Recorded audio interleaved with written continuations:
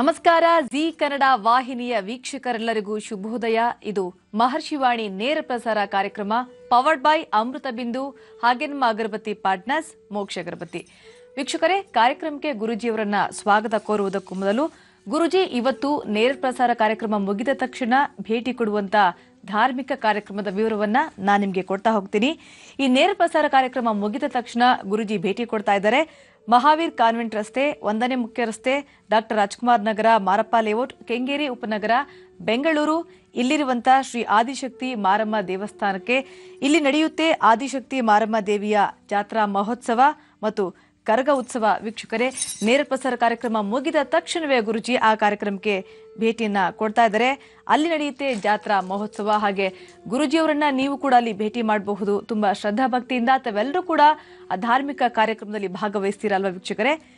ಇನ್ನು ಗುರುಜಿ ಭೇಟಿ ಕೊಡುವಂತ ಕಾರ್ಯಕ್ರಮದ ವಿವರವನ್ನ ಕೊಟ್ಟಿದ್ದಾಯ್ತು. ಈಗ ನಮ್ಮ ಕಾರ್ಯಕ್ರಮಕ್ಕೆ ಗುರುಜಿಯವರನ್ನ ಸ್ವಾಗತ ಕೋರುವಂತ ಸಮಯ.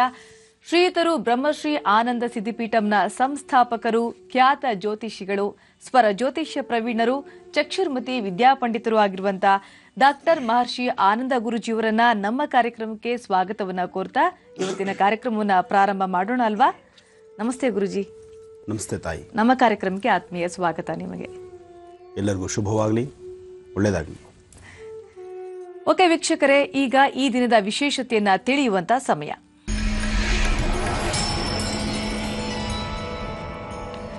ಗುರುಜಿ, ಇವತ್ತು ಯಾವ ವಿಶೇಷತೆಯನ್ನ ನಮ್ಮ ವೀಕ್ಷಕರಿಗೆ ತಿಳಿಸ್ಕೊಡ್ತಿದ್ದೀರಾ ಅಂತ?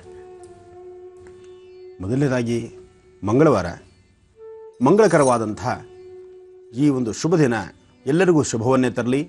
ತಾಯಿ ಮಂಗಳಾಂಬಿಕೆಯ ಹಾಗೂ ಮಹಾಲಕ್ಷ್ಮಿನ ಪ್ರಾರ್ಥನೆ ಮಾಡ್ತಾ ಇವತ್ತಿನ ಕಾರ್ಯಕ್ರಮವನ್ನು ಶುರು ಮಾಡೋಣ.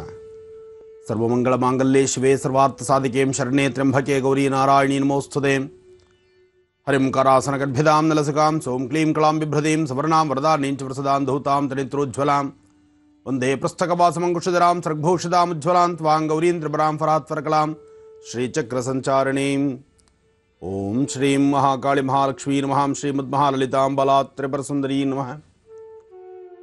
ಜಾತವೇದಸೇ ಸುನವಾಮ ಸೋಮಮರಾತಿಯತೋ ನಿದಹಾತಿ ವೇದಃ ಸನಃ ಪರ್ಷತತ ದುರ್ಗಾಣಿ ವಿಶ್ವಾ ನಾವೇವ ಸಿಂಧುಂ ದುರಿತಾತ್ಯಗ್ನಿಃ ತ್ವಾಮಗ್ನಿವರ್ಣಾಂ ತಮಸಾಜ್ವಲಂತೀಂ ವೈಲೋಚನೀಂ ಕರ್ಮಫಲೇ ದುಷ್ಟಾಂ ದುರ್ಗಾಂ ದೇವೀಗುಂ ಶರಣಮಹಂ ಪ್ರಪದ್ಯೇಂ ಸುತರಸಿ ತರಸೇ ನಮಃ.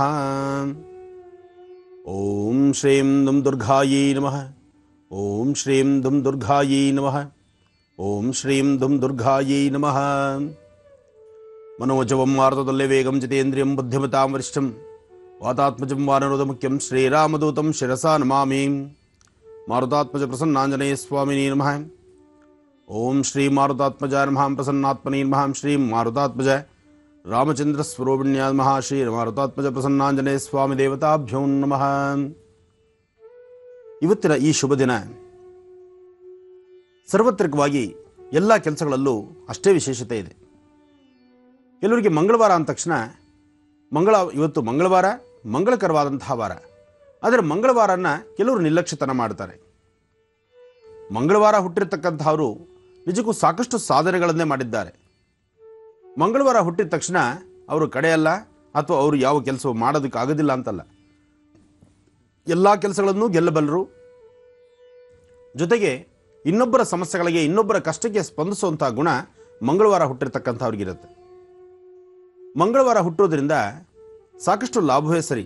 ಹಾಗಂತ ಅಪೇಕ್ಷೆ ಪಟ್ಟು ಮಂಗಳವಾರವೇ ಹುಟ್ಟಬೇಕು ಅಂತ ಯಾವ ಕಂದಮಗಳು, ಯಾವ ಗರ್ಭದಲ್ಲಿರ್ತಕ್ಕಂಥ ತಾಯಿಯ ಗರ್ಭದಲ್ಲಿರ್ತಕ್ಕಂಥವರು ಮಂಗಳವಾರವೇ ಜನನವಾಗಬೇಕು ಅಂತಲ್ಲ. ಇದು ಸೃಷ್ಟಿ ನಿಯಮ. ಜೊತೆಗೆ ಭಗವಂತನ ಆದೇಶ. ಸೃಷ್ಟಿಕರ್ತ ಬ್ರಹ್ಮ ಯಾವ್ಯಾವ ದಿವಸ ಯಾರ್ಯಾರು ಹುಟ್ಟಿರ್ತಾನೋ, ಯಾರ್ಯಾರಿಗೆ ಜನ್ಮವನ್ನು ತಾಳಲಿಕ್ಕೆ ಅನುವು ಮಾಡಿಕೊಟ್ಟಿರ್ತಾನೋ ಅದೆಲ್ಲವೂ ಸಹಿತ ಅದನ್ನ ಆಶೀರ್ವಾದದೊಂದಿಗೆ ನಡೆಯುತ್ತೆ. ಎಲ್ಲ ದಿನಗಳು ಶುಭ ದಿನವೇ. ಆದರೆ ಕೆಲವರು ಮಂಗಳವಾರದ ದಿವಸ ಕೆಲವು ಕೆಲಸಗಳನ್ನು ಮಾಡೋದಿಲ್ಲ.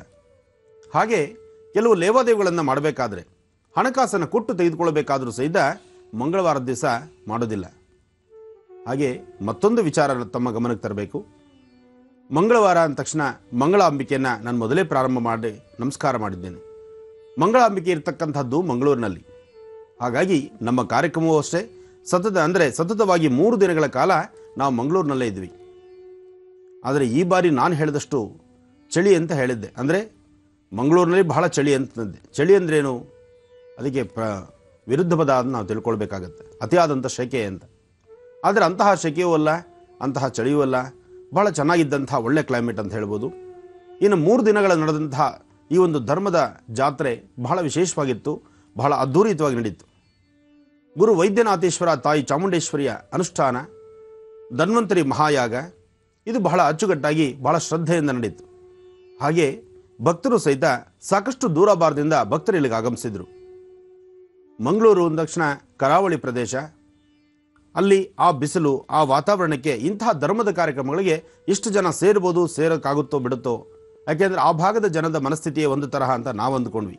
ಆದರೂ ತುಳುನಾಡು, ಆ ಕಡೆ ತುಳು ಭಾಷೆ ಬಹಳ ವಿಶೇಷ. ಆದರೂ ನಮ್ಮ ಮಹರ್ಷಿ ವಾಣಿ ನೋಡತಕ್ಕಂತಹ ಅಭಿಮಾನಿ ದೇವರುಗಳು ಸಾಕಷ್ಟು ಜನ ಇದ್ದಾರೆ. ಸಾಕಷ್ಟು ಜನ ಸೇರಿ ಬಹಳ ಅದ್ಧೂರಿತವಾದಂತಹ ಕಾರ್ಯಕ್ರಮ, ಬಹಳ ಹೆಸರಾದಂಥ ಕಾರ್ಯಕ್ರಮ ಮಂಗಳೂರಲ್ಲಿ ನಡೀತು. ಹಾಗಾಗಿ ಮಂಗಳೂರಿನ ಜನತೆಗೆ ನಮ್ಮ ಈ ಕಾರ್ಯಕ್ರಮದ ಮುಖಾಂತರ ಶುಭಾಶಯಗಳನ್ನು ಹೇಳ್ತಿದ್ದೇನೆ. ಒಳ್ಳೆಯದಾಗಲಿ. ನಿಮ್ಮ ಊರಿಗೆ ಬಂದದ್ದು ನಮ್ಮ ಮಹರ್ಷಿ ವಾಣಿಯ ತಂಡ ಬಹಳ ಸಂತೋಷಪಟ್ಟಿದೆ. ಮುಂದೊಂದು ದಿವಸ ಅಲ್ಲಿ ನಡೆದಂತಹ ಪ್ರತಿಯೊಂದು ಕಾರ್ಯಕ್ರಮ 1500ಕ್ಕೂ ಮಿಗಿಲಾಗಿ ಸಾಕಷ್ಟು ವನಸೆರೆಗಳನ್ನು ಆ ಒಂದು ಧನ್ವಂತರಿ ಮಹಾಯಾಗಕ್ಕೆ ಅರ್ಪಣೆ ಮಾಡಿದ್ದು ಬಹಳ ಹೆಮ್ಮೆ ಪಡುವಂಥ ವಿಚಾರ. ಒಂದೊಂದು ವನಸೆರೆಗಳು ಸಹಿತ, ಒಂದೊಂದು ಗಿಡಮೂಲಿಕೆಗಳು ಸಹಿತ ಅಷ್ಟೇ ವಿಶೇಷವಾಗಿರ್ತಕ್ಕಂಥದ್ದು. ಬಹುಶಃ ಕೆಲವು ವನಸೆರೆಗಳನ್ನು ನಾನೂ ನೋಡಿರಲಿಲ್ಲ. ಅಂದರೆ ಆ ಪ್ರಾಂತ್ಯದಲ್ಲಿ ಸಿಗುತ್ತೆ. ಆಗಿರ್ತಕ್ಕಂತಹ ದಟ್ಟವಾದಂತಹ ಅರಣ್ಯ, ಸಾಕಷ್ಟು ಗಿಡಮರಗಳು ಇರತಕ್ಕಂಥದ್ದು. ಅಲ್ಲಿ ನಾನೂ ಕೆಲವು ವನಸೆರೆಗಳನ್ನು ನೋಡಿದಂತಹ ವನಸೆರೆಗಳನ್ನು ಸಹಿತ ಅಲ್ಲಿ ದರ್ಶನ ಮಾಡಿ ಬಂದೆ. ಇನ್ನು ಜೊತೆಗೆ ಆ ಭಾಗದಲ್ಲಿ ದೈವಾರಾಧನೆ ಬಹಳ ವಿಶೇಷ. ನಿಜಕ್ಕೂ ಕರಾವಳಿ ಪ್ರದೇಶದಲ್ಲಿ ನಡೀತಕ್ಕಂಥ ಅನುಷ್ಠಾನಗಳು, ಅಲ್ಲಿನ ಪೂಜಾ ವೈಖರಿಗಳು, ಹಾಗೆ ಭಕ್ತರು ಅವರ ಪ್ರಶ್ನೆಗಳು, ಅವರು ಕೇಳತಕ್ಕಂತಹ ಪ್ರಶ್ನೆಗೆ ಉತ್ತರ, ಜೊತೆಗೆ ತುಳುನಾಡಲ್ಲಿ ಪ್ರತಿಯೊಬ್ಬರು ಸಹಿತ ತುಳು ಭಾಷೆಯನ್ನೇ ಮಾತಾಡಿದ್ರು. ಕನ್ನಡವನ್ನು ಭಾಳ ಸ್ಪಷ್ಟವಾಗಿ ಅರ್ಥ ಮಾಡಿಕೊಂಡು ಸ್ಪಷ್ಟವಾಗಿ ಮಾತಾಡ್ತಕ್ಕಂಥ ಮಂಗಳೂರು ದೂರ ಅಲ್ಲ, ಆದರೆ ಅವರ ಭಾಷೆ ಆಗಿರಬಹುದು. ಆದರೂ ಪ್ರತಿಯೊಬ್ಬರು ಸಹಿತ ಕನ್ನಡದಲ್ಲೇ ಮಾತಾಡಿ ಕನ್ನಡದ ಕಾರ್ಯಕ್ರಮ, ಕನ್ನಡದ ಅದ್ಧೂರಿತನ ಬಹಳ ವಿಶೇಷವಾಗಿ ಮೆರುಗನ್ನು ತಂತು. ಇದೆಲ್ಲವನ್ನು ಸಹಿತ ಮುಂದಿನ ದಿನಗಳಲ್ಲೇ ತಾವು ನೋಡಬಹುದು. ಆದರೂ ಮತ್ತೊಮ್ಮೆ ತಿಳಿಸ್ತಾ ಇದ್ದೀನಿ, ಮಂಗಳೂರಿನ ಸುತ್ತಮುತ್ತ ಈ ಕಾರ್ಯಕ್ರಮಕ್ಕೆ ಆಗಮಿಸಿರ್ತಕ್ಕಂಥ ಎಲ್ಲರಿಗೂ ಮತ್ತೊಮ್ಮೆ ಶುಭಾಶಯಗಳು. ಒಳ್ಳೆಯದಾಗಲಿ. ಈ ಕಾರ್ಯಕ್ರಮ ಬಹಳ ಯಶಸ್ಸಾಗಿ ನಡೆದಿದ್ದೇ ಒಂದು ಬಹಳ ಸಂತೋಷವಾಯಿತು. ಇನ್ನು ನಮ್ಮ ಪಯಣ ಅಲ್ಲಿಂದ ಬಂದದ್ದು ನಿನ್ನೆ ಬಸವಾಪುರಕ್ಕೆ. ಬಸವಾಪುರ ಅಂತಕ್ಕಂಥದ್ದು, ಅಲ್ಲಿ ಕಲ್ಲೇಶ್ವರ ಸ್ವಾಮಿಯ ಸಾನ್ನಿಧ್ಯ, ಅಲ್ಲೂ ಸಹಿತ ಬಹಳ ವಿಶೇಷವಾಗಿ ಒಂದು ವಿಜೃಂಭಣೆಯಾಗಿ ನೂತನ ವಿಗ್ರಹ ಪ್ರತಿಷ್ಠಾಪನಾ ಉದ್ಭವಿಸ್ತಕ್ಕಂಥ ಗಂಗಾದೇವಿಯ ದರ್ಶನ ಇದೂ ಸಹಿತ ಬಹಳ ಅದ್ಧೂರಿತವಾಗಿ ನಡೆದಿದೆ. ಇನ್ನು ಮುಂದಿನ ಭಾಗದಲ್ಲಿ ಮತ್ತಷ್ಟು ವಿಶೇಷಗಳನ್ನು ನಾನು ನಿಮಗೆ ತಿಳಿಸ್ತೇನೆ. ಒಳ್ಳೆಯದಾಗಲಿ. ಕಳೆದ ಭಾಗದಲ್ಲಿ ಗುರುಜಿ ಸಾಕಷ್ಟು ವಿಚಾರವನ್ನ ತಿಳಿಸ್ಕೊಡ್ತಿದ್ರು. ಬನ್ನಿ ಈಗ ಯಾವೆಲ್ಲ ವಿಶೇಷ ಮಾಹಿತಿನ ತಿಳಿಸ್ಕೊಡ್ತಾರೆ ಅಂತ ನೋಡೋಣ. ಗುರುಜಿ, ಈಗ ಯಾವ ವಿಶೇಷ ಮಾಹಿತಿ ತಿಳಿಸ್ಕೊಡ್ತೀರಾ? ಜೊತೆಗೆ ಪಂಚಾಂಗ ಶ್ರವಣವನ್ನು ಕೂಡ ಮಾಡೋಣವಾ? ಖಂಡಿತಮ್ಮ, ಪಂಚಾಂಗ ಶ್ರವಣ ಮಾಡೋಣ. ಜೊತೆಗೆ ಇವತ್ತಿನ ಈ ಕಾರ್ಯಕ್ರಮ ಆದ ನಂತರ ನಾನು ಬರ್ತಿರ್ತಕ್ಕಂತಹದ್ದು ಒಂದು ವಿಳಾಸ ಹೇಳಿಬಿಡಮ್ಮ, ಅಡ್ರೆಸ್ಸು, ಇವತ್ತಿನ ಕಾರ್ಯಕ್ರಮದ್ದು. ಗುರುಜಿ ಇವತ್ತು ಭೇಟಿ ಕೊಡ್ತಾ ಇರುವಂತ ಕಾರ್ಯಕ್ರಮದ ವಿವರ ಅಂತ ಅಂದ್ರೆ ಮಹಾವೀರ್ ಕಾನ್ವೆಂಟ್ ರಸ್ತೆ, 1ನೇ ಮುಖ್ಯ ರಸ್ತೆ, ಡಾಕ್ಟರ್ ರಾಜ್ಕುಮಾರ್ ನಗರ, ಮಾರಪ್ಪ ಲೇಔಟ್, ಕೆಂಗೇರಿ ಉಪನಗರ, ಬೆಂಗಳೂರು. ಇಲ್ಲಿರುವಂತಹ ಶ್ರೀ ಆದಿಶಕ್ತಿ ಮಾರಮ್ಮ ದೇವಸ್ಥಾನದ ಕರಗ ಮತ್ತು ಜಾತ್ರಾ ಮಹೋತ್ಸವ ಕಾರ್ಯಕ್ರಮಕ್ಕೆ ಭೇಟಿ ಕೊಡ್ತಾ ಇದ್ದಾರೆ. ಖಂಡಿತಮ್ಮ, ಬಹಳ ಅದ್ಧೂರಿತವಾಗಿ ನಡೀತಕ್ಕಂತಹ ಈ ಕಾರ್ಯಕ್ರಮ ಸತತವಾಗಿ 3 ದಿನಗಳ ಕಾರ್ಯಕ್ರಮ. ಏಕೆಂದರೆ ದೇವಿಯ ಆರಾಧನೆ ಅಂದರೆ ಅಷ್ಟು ವಿಶೇಷ.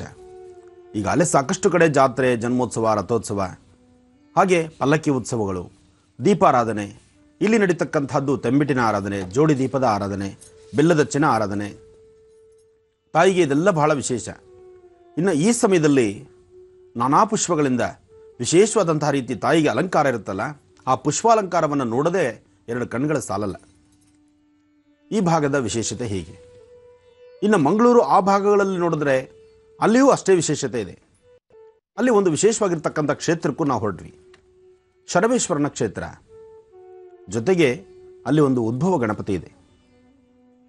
ಕೈಲಾಸದಿಂದ ಅದಕ್ಕೊಂದು ಇತಿಹಾಸ, ಒಂದು ಚಿಕ್ಕ ಕಥೆ ಇದೆ. ಕೈಲಾಸದಿಂದ ಫಸ್ಟು ತಾಯಿ ಮಂಗಳಾದೇವಿ ಮತ್ತು ಸಾಂಬ ಸದಾಶಿವ ಅಂದರೆ ಶರಬೇಶ್ವರ ಇಬ್ಬರು ಮಂಗಳೂರಿನತ್ತ ಅಂದರೆ ಆ ಭಾಗದಲ್ಲಿ ಒಂದು ಪ್ರತಿಷ್ಠಾಪನೆ ಆದಂತಹ ಮೂರ್ತಿ, ಅಂದರೆ ಋಷಿಮುನಿಗಳು ವಾಸವಾಗಿದ್ದಂಥ ಸ್ಥಳ. ಸಾಕಷ್ಟು ಜನ ಋಷಿಮುನಿಗಳು ತಪಸ್ಸನ್ನು ಮಾಡಿ ಆ ಸ್ಥಳದಲ್ಲಿ ತನ್ನದೇ ಆದಂತಹ ಒಂದು ಅನುಷ್ಠಾನಗಳನ್ನು ನಡೆಸುವ ಕಾಲದಲ್ಲಿ ಶರಬೇಶ್ವರನ ಪ್ರತಿಷ್ಠಾಪನಾ ಮೂರ್ತಿ ಅಲ್ಲೇ ಆಯಿತು. ಶರಬೇಶ್ವರ ಅತ್ತ ಮಂಗಳಾದೇವಿ ತಾಯಿ ತಂದೆರ ಇಬ್ಬರ ಒಂದು ಸ್ಥಳವೂ ಅಲ್ಲಾಯಿತು. ಆಗ ಗಣಪ ಕೈಲಾಸದಿಂದ ಅಲ್ಲಿ ಒಂದು ಉದ್ಭವಿಸಿದ್ದಾನೆ ಅಂತ ಹೇಳುವಂತಹ ಕೆಲವು ಮಾಹಿತಿಗಳಿದೆ. ಜೊತೆಗೆ ಅಂದಿನಿಂದ ಇಂದಿನವರೆಗೂ ಅಲ್ಲಿರ್ತಕ್ಕಂತಹ ಗಣಪನಲ್ಲಿ ಒಂದು ವಿಶೇಷತೆ ಕಾಣ್ತಾ ಇದೆ. ಸ್ವಾಮಿ ಬಲಮುರಿ ಗಣಪತಿ ತನ್ನ ಸೊಂಡ್ಲಲ್ಲಿ ಅಮೃತ ಕಳಶವನ್ನು ಇಟ್ಕೊಂಡಿರ್ತಕ್ಕಂಥದ್ದು, ಇನ್ನು ಅಭಯಹಸ್ತ, ಇದೆಲ್ಲವೂ ಬಹಳ ವಿಶೇಷವಾಗಿದೆ. ಅದು ಯಾರೊಬ್ಬರು ಕೆತ್ತನೆ ಮಾಡಿರ್ತಕ್ಕಂಥದ್ದಲ್ಲ, ಅದು ಉದ್ಭವ ಮೂರ್ತಿ. ಅಲ್ಲಿ ಪೂಜಾನುಷ್ಠಾನದ ನಿಯಮಗಳು ಸಹಿತ ಬಹಳ ವಿಶೇಷವಾಗಿದೆ. ಬೆಳಗ್ಗೆ, ಮಧ್ಯಾಹ್ನ, ಸಾಯಂಕಾಲ. ಜೊತೆಗೆ ಆ ಕ್ಷೇತ್ರಕ್ಕೆ ಸಾಮಾನ್ಯಕ್ಕೆ ಮಂಗಳೂರಿಗೆ ಯಾರೇ ಹೊರಟರು ಅಲ್ಲಿ ಆ ಉದ್ಭವ ಗಣಪತಿನ ದರ್ಶನ ಮಾಡಿ ಅಲ್ಲಿ ಸ್ವಾಮಿ ಹತ್ರ ಒಂದು ಸಂಕಲ್ಪ ಮಾಡೇ ಬರ್ತಾರೆ. ಇವತ್ತಿಗೂ ಸಹಿತ ಆ ಗಣಪತಿಯ ದರ್ಶನಕ್ಕೆ ಹೊರಟು ನಿಮ್ಮ ಇಷ್ಟಾರ್ಥಗಳೇನಿದೆಯೋ ಆ ಗಣಪತಿಯ ಸಾನ್ನಿಧ್ಯದಲ್ಲಿ ನಿಂತು ಸ್ವಾಮಿನ ಭಕ್ತಿಯಿಂದ 2 ಪೂರ್ಣ ಫಲವನ್ನು ಸ್ವಾಮಿಗೆ ಅರ್ಪಣೆ ಮಾಡಿ ಒಂದು ಪ್ರಾರ್ಥನೆ ಮಾಡ್ತಕ್ಕಂಥದ್ದು ಪದ್ಧತಿ. ಹಾಗೆ ವಂಶ ಪಾರಂಪರಿಕವಾಗಿ ಬಂದಿರತಕ್ಕಂಥ ಅನುಷ್ಠಾನಗಳು ಮಾಡ್ತಕ್ಕಂಥವ್ರು ಸಹಿತ ಆ ಪ್ರಾಂತ್ಯದಲ್ಲಿದ್ದಾರೆ. ಸ್ವಾಮಿಗೆ ಪ್ರತಿದಿನ ಗಣಹೋಮ ನಡೆಯುತ್ತೆ. ಅದರಲ್ಲಿ ಸಂಕಷ್ಟರ ಮಹಾಗಣಪತಿ ಅಂತೂ ಜಾತ್ರಾ ಮಹೋತ್ಸವೇ.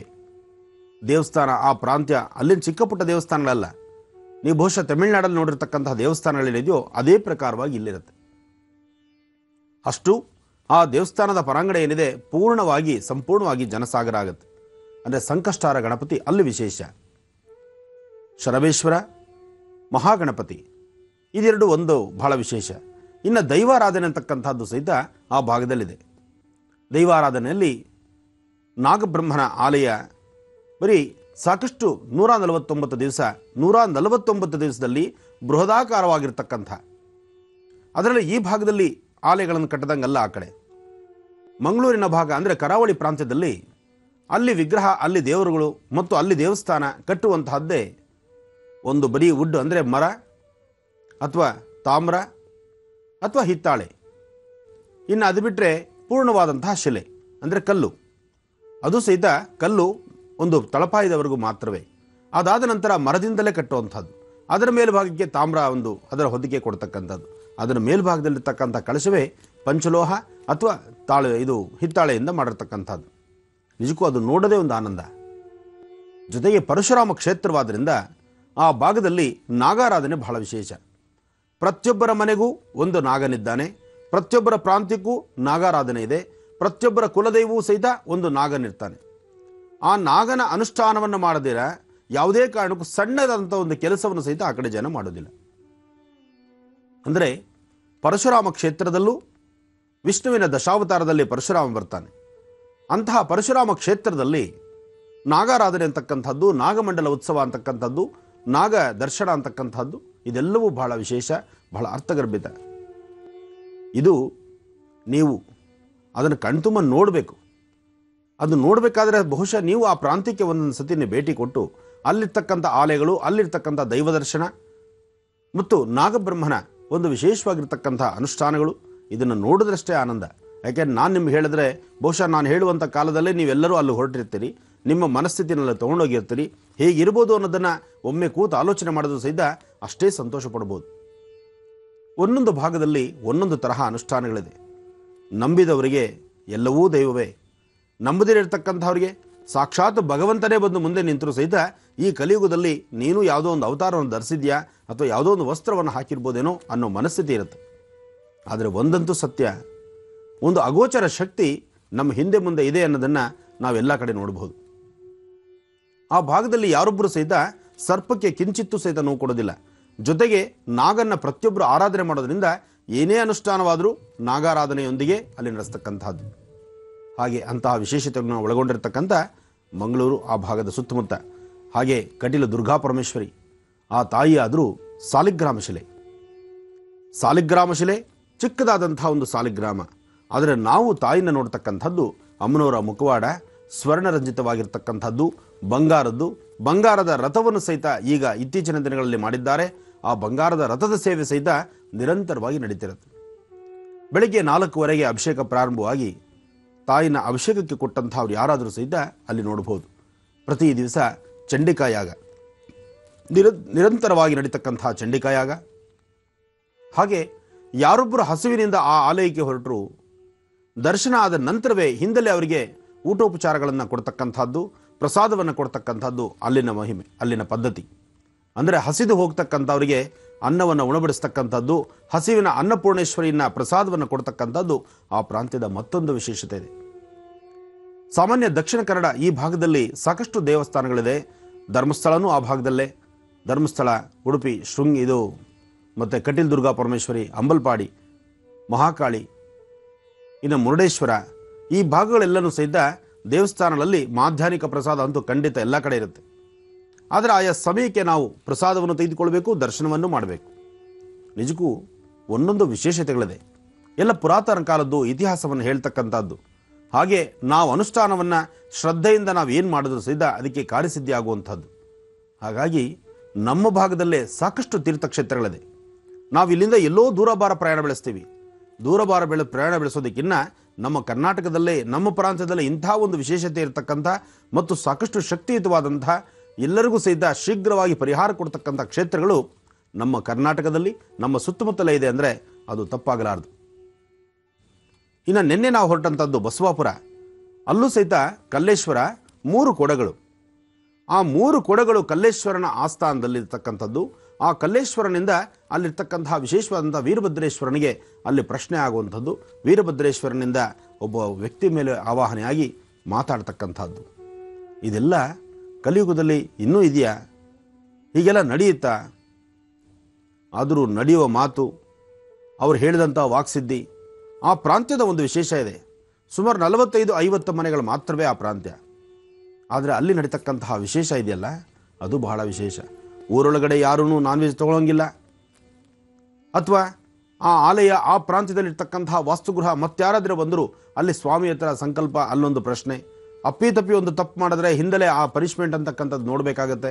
ಅದಾದಮೇಲೆ ಅವರು ತಪ್ಪನ್ನು ಬಂದು ಭಗವಂತನ ಸಾನ್ನಿಧ್ಯದಲ್ಲಿ ಇಂಥದೇ ತಪ್ಪು ಮಾಡಿದ್ದೀನಿ ಅಂತ ಒಪ್ಕೊಂಡ್ಬಿಡ್ತಾರೆ. ನೋಡಿ, ಕಲಿಯುಗದಲ್ಲಿ ಇಷ್ಟೆಲ್ಲ ಇರಬಹುದು. ವಿಜ್ಞಾನಗಳು ಸಾಕಷ್ಟು ಬೆಳೆದು ನಿಂತಿದೆ. ಏನೇ ಬೆಳೆದು ನಿಂತರೂ ಸಹಿತ ಧರ್ಮ ಮತ್ತು ಇಲ್ಲಿರ್ತಕ್ಕಂಥ ಸಂಪ್ರದಾಯ, ಸಂಸ್ಕೃತಿ ಇಷ್ಟೇ ಜ್ಞಾನವಂತನಾಗಿರ್ಬೋದು. ಆದರೆ ತಂದೆನೇ, ತಾಯಿನೇ. ಅತಿಯಾದಂಥ ಜ್ಞಾನದಿಂದ ಇನ್ನೇನೋ ಮಾತಾಡೋದಕ್ಕಾದ್ರೂ ಸಹಿತ ಅಲ್ಲೇನು ನಡೀತಿದೆ ಅನ್ನೋದನ್ನು ನಾವು ತಿಳ್ಕೊಳ್ಬೇಕಾಗತ್ತೆ. ಅಂತಹ ಒಂದು ವಿಶೇಷತೆ ನಿನ್ನೆ ನಾವು ನೋಡಿದಂಥದ್ದು. ಜೊತೆಗೆ ಸಣ್ಣದಾದಂತಹ ಒಂದು ಬಾವಿನೋ ಅಥವಾ ಒಂದು ಚಿಕ್ಕದಾದಂಥ ಒಂದು ಕಲ್ಯಾಣಿ ಅಂತ ಹೇಳ್ಬೋದು. ಹಾಲರಾಮೇಶ್ವರಕ್ಕೆ ಸಮೀಪದಲ್ಲಿರ್ತಕ್ಕಂಥ ಈ ಒಂದು ಆಸ್ಥಾನ ಬಸವಾಪುರ. ಅಲ್ಲಿ ವರ್ಷದ 365 ದಿವಸ ಜಲ ನಿಂತಿರುತ್ತೆ. ಎಲ್ಲ ಲೆಕ್ಕ ಹಾಕ್ಕೊಂಡ್ರೆ ಬಹುಶಃ ಅದು ಒಂದು 6 ಅಡಿ ಇರಬಹುದಷ್ಟೇ ಚಿಕ್ಕದಾಗಿ. ಸಣ್ಣದಾದಂತಹ ಒಂದು ಕಲ್ಯಾಣಿ, ಒಂದು 6 ಅಡಿ ಇರ್ತಕ್ಕಂಥ, ಅದರಲ್ಲಿ ಒಂದು 3 ಅಡಿ ನೀರು. ಆದರೆ ನೀವು ವರ್ಷದ 365 ದಿವಸ ನೀರೇ. 600-700 ಅಡಿ ಸಂಬಂಧಪಟ್ಟಂಗೆ ಅಲ್ಲಿ ಬೋರ್ ಹಾಕಿದ್ರೂ ಸಹಿತ ನೀರು ಸಿಗೋದು ಕಷ್ಟ. ಆದರೆ ಈ ಭಾಗದಲ್ಲಿ ಸದಾಕಾಲ ನೀರಿರುತ್ತೆ. ನೀರು ಔಷಧೀಯ ಗುಣವಿದೆ. ಆ ಜಲ ತೀರ್ಥವನ್ನು ತೆಗೆದುಕೊಂಡ್ರೆ ಯಾವೊಂದು ಅದಕ್ಕೆ ಸರಿಸಮಾನ ಯಾವುದೂ ಇಲ್ಲ ಅಂತ ಹೇಳ್ಬೋದು. ಅಷ್ಟು ವಿಶೇಷತೆಯನ್ನು ಒಳಗೊಂಡಿರ್ತಕ್ಕಂತಹ ತೀರ್ಥ. ಇಂತಹ ಒಂದು ವೈಶಿಷ್ಟ್ಯತೆ, ವಿಶೇಷತೆಗಳಿರ್ತಕ್ಕಂಥದ್ದು ನಮ್ಮ ಸುತ್ತಮುತ್ತಲೇ ಇದೆ. ಅದನ್ನು ನೋಡಿ ನಾವು ಆನಂದಿಸಬೇಕು. ಹಾಗೆ ಶ್ರದ್ಧಾ ಭಕ್ತಿಯಿಂದ ಆದಂಥ ಸ್ಥಳಗಳಲ್ಲಿ ಭಾಗವಹಿಸಬೇಕು ನಾವು. ಇನ್ನು ಇವತ್ತು ಮಂಗಳವಾರ ವಿದ್ಯಾರ್ಥಿಗಳಿಗೆ ಮತ್ತೊಂದು ಕಿವಿ ಮಾತಿದೆ. ವಿದ್ಯಾರ್ಥಿಗಳಿಗೆ ಈಗಾಗಲೇ ಎಲ್ಲ ಕಡೆ ಎಕ್ಸಾಮ್ಸ್ ಪ್ರಾರಂಭ ಆಗಿದೆ. SSLC ಎಕ್ಸಾಮ್ ನಡೀತಾ ಇದೆ. ಇನ್ನಷ್ಟು ಜನ ವಿದ್ಯಾರ್ಥಿಗಳಿಗೆ ಎಕ್ಸಾಮ್ ಇನ್ನೇನು ಪ್ರಾರಂಭದಲ್ಲಿದೆ. ಇನ್ನು 1-2 ದಿವಸದಲ್ಲಿ ಪ್ರಾರಂಭ ಆಗುವಂಥ ರೀತಿಯಲ್ಲಿದೆ. ಏನೇ ಆದರೂ ಸಹಿತ ಈ 1 ವರ್ಷ ಕಾಲ ನೀವು ಸತತವಾಗಿ ಶ್ರಮ ಬಿದ್ದು ಕಲಿತಂತಹ, ಅಭ್ಯಾಸ ಮಾಡಿರ್ತಕ್ಕಂಥ ಪಠ್ಯಪುಸ್ತಕಗಳಿರ್ತಕ್ಕಂಥ ವಿಷಯಗಳನ್ನು ಈಗ ಪುನಃ ನೀವು ಕಾಗದದ ಮೇಲೆ ಅಂದರೆ ಆ ಒಂದು ಎಕ್ಸಾಮ್ ಹಾಲ್ ಎದುರು ಮೇಲೆ ಬರೀತಕ್ಕಂಥದ್ದು, ಬರೆದು ನಿಮ್ಮ ಒಂದು ಪ್ರತಿಭೆಯನ್ನು ತೋರಿಸ್ತಕ್ಕಂಥದ್ದು, ನಿಮ್ಮ ಜ್ಞಾನವನ್ನು ಇಲ್ಲಿ ಪರೀಕ್ಷೆಗಳನ್ನು ನೀವು ಅದನ್ನು ಸಿದ್ಧಿಪಡಿಸಿ ಒಳ್ಳೆಯ ಅಂಕಗಳನ್ನು ತೆಗೆದುಕೊಳ್ಳೋದಕ್ಕಾಗಿ ಶ್ರದ್ಧೆಯಿಂದ, ಭಕ್ತಿಯಿಂದ ಪ್ರತಿಯೊಬ್ಬರು ಸಹಿತ ಆದಷ್ಟು ಈ 1 ವರ್ಷ ಕಲಿತಂಥದ್ದನ್ನು ಇಲ್ಲಿ ನೀವು ತೋರಿಸ್ಬೇಕಾಗತ್ತೆ, ನೀವು ಪ್ರದರ್ಶಿಸಬೇಕಾಗತ್ತೆ.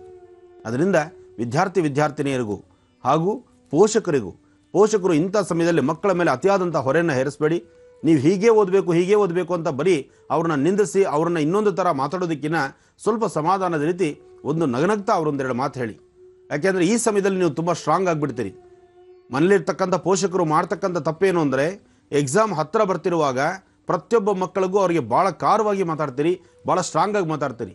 ಅವರ ಸಾಧ್ಯವಾದಷ್ಟು ಅವ್ರ ಮೈಂಡ್ ಫುಲ್ ಫ್ರೀ ಆಗಿರಬೇಕು, ಭಾಳ ಸಮಾಧಾನ ರೀತಿಯಲ್ಲಿರಬೇಕು. ನೀವು ಹೇಳ್ತಕ್ಕಂಥ ಕರ್ಕಶ ಧ್ವನಿ ಅವರ ತಲೆಯಲ್ಲಿ ಕೂತ್ಕೊಂಡು ಬರ್ತಕ್ಕಂಥದ್ದು ಸಹಿತ ಮರ್ತು ಹೋಗ್ಬಿಡ್ತಾರೆ. ಅಂತಹ ತಪ್ಪನ್ನು ದಯವಿಟ್ಟು ಯಾವ ಪೋಷಕರು ಮಾಡಬೇಡಿ. ಮಕ್ಕಳು ಓದೋದಕ್ಕೆ ನಗನಗ್ತಾ ಅವರನ್ನು ಹೇಳಿ, ಸಾಧ್ಯವಾದಷ್ಟು ಬೆಳಗಿನ ಜಾವ ಬೇಗ ಎಬ್ಬಿಸಿ ಓದಿಸಿ, ಮತ್ತು ಅವ್ರು ಏನು ಓದಿದ್ದಾರೆ ಅದನ್ನೇ ಒಂದು ಸತಿ ಮಲಕ ಹಾಕಕ್ಕೆ ಹೇಳಿ. ಓದಿರ್ತಕ್ಕಂಥದ್ದನ್ನೇ ಒಂದು ಸತಿ ಅವ್ರು ನೋಡಿಕೊಂಡ್ರೆ ಸಾಕಿ ವಿನಃ ಹೊಸದಾಗಿ ಅಭ್ಯಾಸ ಮಾಡುವಂಥ ಹೊಸ ಬುಕ್ಸ್ ತಂದು ಮುಂದಿಟ್ಟರೆ ಖಂಡಿತ ಮಕ್ಕಳು ಓದೋದಿಲ್ಲ, ಇಲ್ಲದ ಸಮಸ್ಯೆ ತಂದುಟ್ಕೊಳ್ತಾರೆ.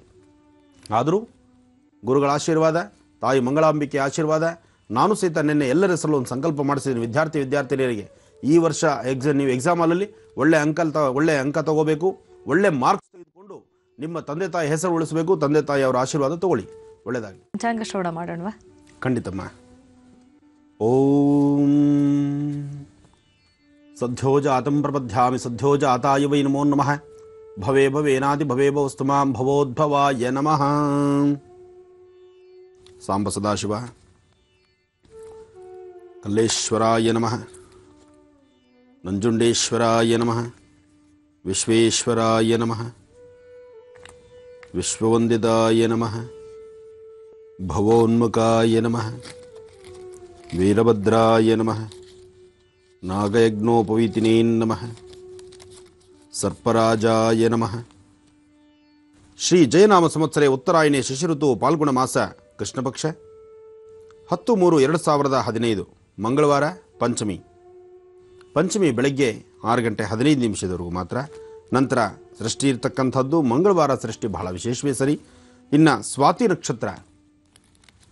ನಕ್ಷತ್ರ ಸ್ವಾತಿ ಅಂದಾಗ ಎಲ್ಲರ ಕಿವಿ ನೆಟ್ಟಗಾಗುತ್ತೆ. ತುಲಾರಾಶಿಯವರ ಭವಿಷ್ಯ ಹೇಗಿದೆಯಪ್ಪ ಅಂತ.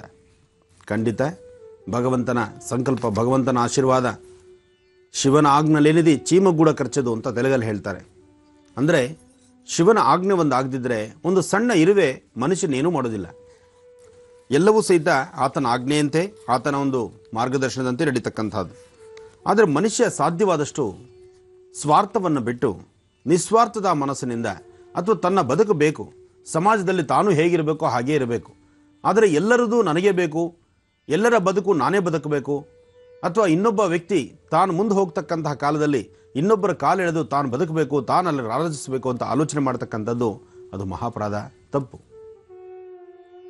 ಸರ್ವವು ನಿಂದೆ ಅಂತ ಹೇಳಿ ಭಗವಂತನ ಧ್ಯಾನ ಮಾಡ್ತಾ, ಭಗವಂತನ ಆರಾಧನೆ ಮಾಡ್ತಾ ಇಷ್ಟಾರ್ಥ ಸಿದ್ಧಿಗೋಸ್ಕರ ನಮ್ಮ ಆರಾಧ್ಯ ದೇವತೆಯನ್ನು ನಾವು ಪ್ರಾರ್ಥನೆ ಮಾಡಿದ್ರೆ ಖಂಡಿತ ಕಾರ್ಯಸಿದ್ಧಿ, ಸಾಕಷ್ಟು ಯಶಸ್ಸು. ಹಾಗೆ ವಿಶೇಷವಾಗಿರ್ತಕ್ಕಂಥ ಇವತ್ತಿನ ದಿವಸದ ಕಾರ್ಯಕ್ರಮ ಸಹಿತ ಬಹಳ ಅದ್ಭುತವಾಗಿದೆ. ನಡೀತಕ್ಕಂತಹ ಜಾತ್ರಾ ಮಹೋತ್ಸವ ತಾಯಿ ಮಾರಮ್ಮಂದು, ಅದು ಕೊಡಮ್ಮ ಇನ್ವಿಟೇಷನ್ ಕೊಡು. ಶ್ರೀ ಆದಿಶಕ್ತಿ ಮಾರಮ್ಮ ದೇವಸ್ಥಾನ, ಮಹಾವೀರ್ ಕಾನ್ವೆಂಟ್ ರಸ್ತೆ, ಮಾರಪ್ಪ ಲೇಔಟ್, ಕೆಂಗೇರಿ ಉಪನಗರ, ಬೆಂಗಳೂರು. ಇಲ್ಲಿ ನಡೆಯತಕ್ಕಂತಹ ಕಾರ್ಯಕ್ರಮ ಶ್ರೀ ಆದಿಶಕ್ತಿ ಮಾರಮ್ಮ ದೇವಿಯ ಜಾತ್ರಾ ಮಹೋತ್ಸವ ಮತ್ತು ಕರಗ ಮಹೋತ್ಸವ ಬಹಳ ಅದ್ಭುತವಾಗಿ ನಡೀತಕ್ಕಂತಹ ತಾಯಿಯ ಆಸ್ಥಾನಕ್ಕೆ ಇವತ್ತು ನಾವು ನಿಮ್ಮ ಎಲ್ಲರ ಹೆಸರಲ್ಲೂ, ಜೊತೆಗೆ ವಿದ್ಯಾರ್ಥಿಗಳಿಗೆ ಈ ಸತಿ ಬಹಳ ವಿಶೇಷವಾದಂತಹದ್ದು. ಇವತ್ತು ನಾನು ಹೊರತಕ್ಕಂಥ ತಾಯಿ ಮಾರಮ್ಮನ ಸಾನ್ನಿಧ್ಯದಲ್ಲಿ, ಆದಿಶಕ್ತಿ ಮಾರಮ್ಮನ ಸಾನ್ನಿಧ್ಯದಲ್ಲಿ ಪ್ರತಿಯೊಬ್ಬ ವಿದ್ಯಾರ್ಥಿನಿಯರು ಈ ಬಾರಿ ಒಳ್ಳೆ ಅಂಕಗಳನ್ನು ತೆಗೆದುಕೋಬೇಕು, ಎಲ್ಲ ಫಸ್ಟ್ ಕ್ಲಾಸಲ್ಲಿ ಬರಬೇಕು, ಜ್ಞಾನವಂತರಾಗಿರಬೇಕು, ಮತ್ತು ಜೊತೆಗೆ ಜ್ಞಾನದ ಜೊತೆಗೆ ಸಂಸ್ಕಾರವನ್ನು ಪ್ರತಿಯೊಬ್ಬರು ಸಹಿತ ರೂಢಿಸ್ಕೊಳ್ಬೇಕು. ಅಂತಹ ಸಂಸ್ಕಾರ ಮತ್ತು ಜ್ಞಾನ ಇವೆರಡೂ ಸಹಿತ ಪ್ರತಿಯೊಬ್ಬರಿಗೂ ಸಿಗಲಿ ಅಂತೇಳಿ ನಿಮ್ಮೆಲ್ಲರ ಹೆಸರಲ್ಲೂ ನಾನು ಸಂಕಲ್ಪನೂ ಮಾಡಿಸ್ತೀನಿ. ಒಳ್ಳೆಯದಾಗಲಿ. ಹಾಗೆ ಈ ಭಾಗದ ಸುತ್ತಮುತ್ತ ಇರತಕ್ಕಂತಹ ಜನ ತಾವು ಸಹಿತ ಈ ಕಾರ್ಯಕ್ರಮಕ್ಕೆ ಬರಬಹುದು. ಬಂದು ಭಗವಂತನ ಪ್ರಾರ್ಥನೆ ಮಾಡಿ ಆ ತಾಯಿಯ ಆಶೀರ್ವಾದವನ್ನು ತೆಗೆದುಕೊಳ್ಳಿ. ಯಾಕೆಂದರೆ ಎಲ್ಲರನ್ನೂ ತಂಪಾಗಿ ಕಾಪಾಡ್ತಕ್ಕಂಥ, ಹಿಂದೆ ಸಾಮಾನ್ಯಕ್ಕೆ ಏನಾದರೂ ಅಂತಿಂಥ ಸಮಸ್ಯೆಗಳು ಬಂದರೆ ಈ ದಡಾರ ಆಗ್ಬೋದು, ಕಾಲರ ಆಗ್ಬೋದು, ಪ್ಲೇಗ್ ಆಗ್ಬೋದು, ಇಂಥ ಮಹಾಮಾರಿ ರೋಗಗಳು ಬಂದರೂ ಸಹಿತ ಊರಿನಲ್ಲಿ ಅದಕ್ಕೋಸ್ಕರನೇ ವರ್ಷಕ್ಕೊಮ್ಮೆ ಜಾತ್ರಾ ಮಹೋತ್ಸವ ಮಾಡಿ ತಾಯಿಯನ್ನು ತಂಪು ಮಾಡಿಸಿದ್ರು. ಅಂದರೆ ತಾಯಿಯನ್ನು ಆದಷ್ಟು ಆ ಗ್ರಾಮಗಳಲ್ಲಿರ್ತಕ್ಕಂಥ ಗ್ರಾಮದ ಗ್ರಾಮದೇವತೆಗಳನ್ನು, ಇನ್ನು ಬೆಂಗಳೂರಿನ ನಗರ ದೇವತೆ ತಾಯಿ ಅಣ್ಣಮ್ಮನಂತೂ ಅಲ್ಲಲ್ಲಿ ನೀವು ನೋಡ್ತಾ ಇರ್ತೀರಿ. ಎಲ್ಲ ಕಡೆ ಅಣ್ಣಮ್ಮನಿಟ್ಟು ಸಾಕಷ್ಟು ಆರಾಧನೆ ಮಾಡ್ತಾರೆ. ಬೇವಿನ ಸೊಪ್ಪಿಂದ ಪೂಜೆ, ಜೊತೆಗೆ ಅಮ್ಮನವರಿಗೆ ನಡೆಸ್ತಕ್ಕಂತಹ ದೀಪಗಳು, ಇನ್ನು ಆ ತಾಯಿಗೆ ಕೊಡ್ತಕ್ಕಂತಹ ನೈವೇದ್ಯ, ಇದೆಲ್ಲವೂ ಸಹಿತ ಬಹಳ ವಿಶೇಷ. ಇದೆಲ್ಲ ಮಾಡೋದ್ರಿಂದ ಆ ಊರು, ಆ ಗ್ರಾಮ ಅದು ತಣ್ಣಗಿರುತ್ತೆ. ಅಲ್ಲಿ ಪ್ರತಿಯೊಬ್ಬರ ಮನೆ ಮಕ್ಕಳಿಗೂ ಸಹಿತ ಆರೋಗ್ಯ ಚೆನ್ನಾಗಿರುತ್ತೆ ಅಂತ.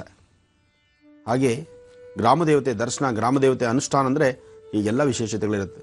ಬನ್ನಿ, ದರ್ಪಣಾಂಜನ ದರ್ಶನ ಮಾಡಿ ಆದಿತ್ಯಾದಿ ನವಗ್ರಹಗಳನ್ನು ಸಹಿತ ಪ್ರಾರ್ಥನೆ ಮಾಡಿ ಇವತ್ತು ರಾಶಿಫಲ ತಿಳ್ಕೊಳ್ಳೋಣ. ಯಾಕೆಂದರೆ ರಾಶಿಫಲ ನೇರ ಪ್ರಸಾರದಲ್ಲಿ ತಿಳ್ಕೊಳ್ಳೋದೇ ಬಹಳ ವಿಶೇಷ. ಇದಕ್ಕಾಗಿ ಇದನ್ನು ಕಾತುರದಿಂದ ಕಾಯುವಂತಹ ನನ್ನ ಅಭಿಮಾನಿ ದೇವರುಗಳು ಸಾಕಷ್ಟು ಜನ ಇದ್ದೀರಿ. ಇವತ್ತಿನ ರಾಶಿಫಲ ಶುರು ಮಾಡೋಣ. ಆದರೆ ಅದಕ್ಕೂ ಮೊದಲು ದರ್ಪಣಾಂಜನ ದರ್ಶನ ಮಾಡೋಣ. ಓಂ ಕಮಲೇ ಕಮಲಾಲೇ ಕಮಲೋದ್ಭತ್ತಿಂ ಶ್ರೀಂ ಕಮಲತ್ ಮಹಾಶಕ್ತಿರದೇವತಾಭ್ಯೋ ನಮಃ. ಅಮಲೇ ವಿಮಲೇ ಕಮಲೇ ಕಮಲೇ ನಿಮಲೇ ಟಹಟಃ ಸ್ವಾಹ. ಸರ್ವಮಂಗಳಮಾಂಗಲ್ಯೇ ಶಿವೆ ಸರ್ವಾರ್ಥ ಸಾಧಿಕೆ ಶರಣ್ಯೇ ತ್ರ್ಯಂಬಕೆ ಗೌರಿ ನಾರಾಯಣಿ ನಮೋಸ್ತುತೆ. ಕಲ್ಯಾಣಾದ್ಭುತಗಾತ್ರಾತ್ ಕಾಮಿತಾರ್ಥಪ್ರದಾಯಿನೇ ಶ್ರೀಮದ್ ವೆಂಕಟನಾಥಾಯ ಶ್ರೀನಿವಾಸಾಯ ಮಂಗಳಂ. ನಿರಂಜನಾಯ ವಿದ್ಮಹೇ ನಿರಾಭಾಸಾಯ ಧೀಮಹಿ ತನ್ನ ಶ್ರೀನಿವಾಸ ಪ್ರಚೋದಯಾತ್. ಓಂ ಮಹಾಸುದರ್ಶನಾಯ ನಮಃ. ಧನ್ವಂತರಿ ಮಹಾವಿಷ್ಣವೇ ನಮಃ. ಓಂ ಶ್ರೀಂ ಸಾಂಬ ಸದಾಶಿವಾಯ ನಮಃ. ಮಾರುತಾತ್ಮಜ ಪ್ರಸನ್ನಾಂಜನೇಯ ಸ್ವಾಮಿನೇ ನಮಃ. ನಮಃ ಸೂರ್ಯಾಯ ಚಂದ್ರಾಯ ಮಂಗಳಾಯ ಬುಧಾಯ ಚ ಗುರು ಶುಕ್ರ ಶನಿಭ್ಯಶ್ಚಾರಾಹವೇ ಕೇತವೇ ನಮಃ. ಆದಿತ್ಯಾದಿ ನವಗ್ರಹ ದೇವತಾಭ್ಯೋ ನಮಃ. ರಾಶಿಗಳಲ್ಲಿ ಮೊದಲನೇ ರಾಶಿ ಮೇಷರಾಶಿ.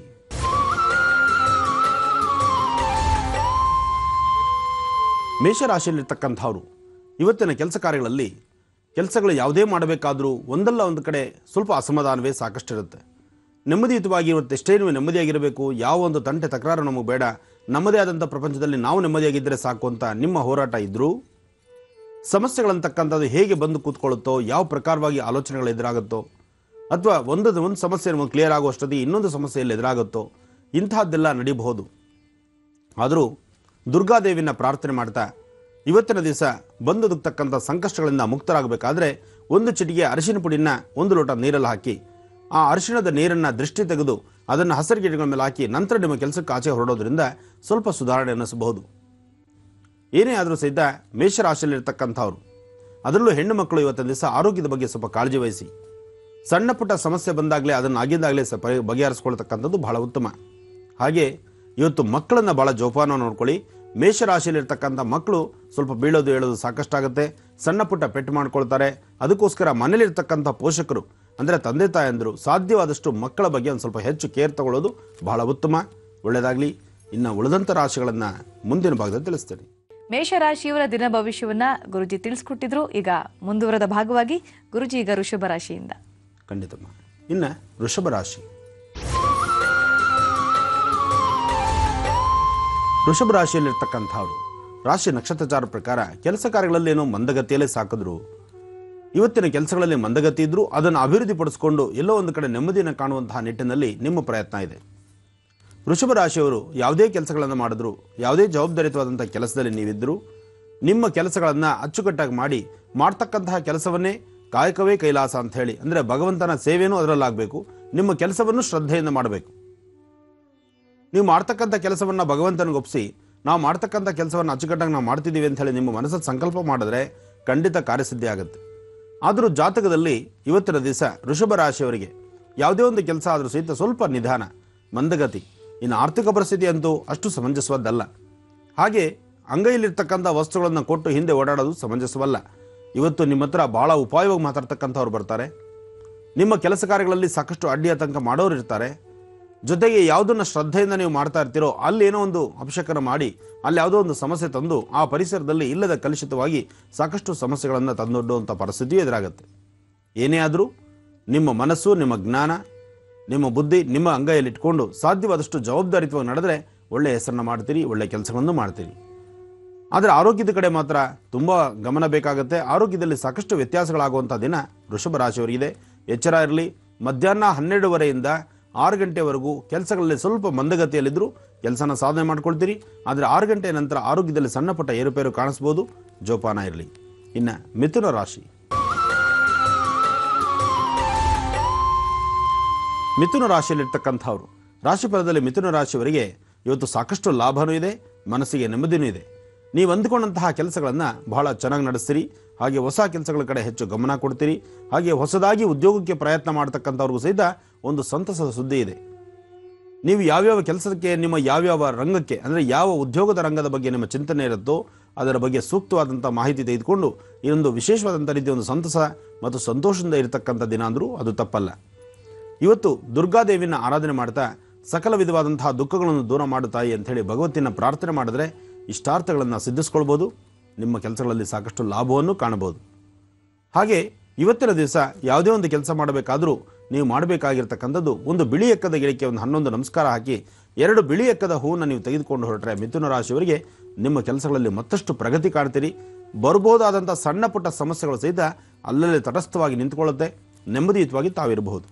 ಇನ್ನು ಕರ್ಕಾಟಕ ರಾಶಿ. ಕರ್ಕಾಟಕ ರಾಶಿಯಲ್ಲಿರ್ತಕ್ಕಂಥವ್ರು ರಾಶಿಫಲದಲ್ಲಿ ಕರ್ಕಾಟಕ ರಾಶಿಯವರಿಗೆ ಇವತ್ತಿನ ದಿವಸ ಕೆಲಸಗಳೇನೋ ಬಹಳ ಚೆನ್ನ, ಉದ್ಯೋಗದಲ್ಲಿರ್ತಕ್ಕಂಥವ್ರಿಗೆ ಪ್ರಗತಿ, ಜೊತೆಗೆ ನೀವು ಯಾರನ್ನು ಮಾತಾಡಿದ್ರೂ ನಿಮ್ಮನ್ನೆಲ್ಲರೂ ಸಹಿತ ಗೌರವಿಸ್ತಾರೆ, ನಿಮ್ಮನ್ನು ಹೆಚ್ಚು ಆಧರಿಸ್ತಾರೆ, ನಿಮ್ಮನ್ನು ಹೆಚ್ಚು ಪ್ರೀತಿ ವಿಶ್ವಾಸದಲ್ಲಿ ನೋಡ್ತಾರೆ. ಕರ್ಕಾಟಕ ರಾಶಿಯವರಿಗೆ ಇವತ್ತು ನಿಜಕ್ಕೂ ಒಂದು ಸಂತೋಷದ ದಿನವೇ. ಜೊತೆಗೆ ನೀವು ಮಾಡ್ತಕ್ಕಂತಹ ನಿತ್ಯ ಕೈಂಕರ್ಯಗಳೇನಿದೆ ಅದರ ಜೊತೆಗೆ ಇವತ್ತು ನಿಮ್ಮ ಮನಸಾ ಇಚ್ಛೆ, ನಿಮ್ಮ ಮನಸ್ಸಲ್ಲಿ ಏನು ಸಂಕಲ್ಪ ಮಾಡ್ತೀರಿ, ಯಾವ ಪ್ರಕಾರ ಇರಬೇಕು ಅಂತ ನಿಮ್ಮ ಆಲೋಚನೆ ಇರುತ್ತೆ, ಅದನ್ನು ಹಾಗಿದ್ದರೆ ಸಾಕು. ಬೇರೆ ಯಾವ ಆಲೋಚನೆಯೂ ಬೇಡ, ಯಾವ ಸಮಸ್ಯೆನೂ ನೋಡೋದು ಬೇಡ.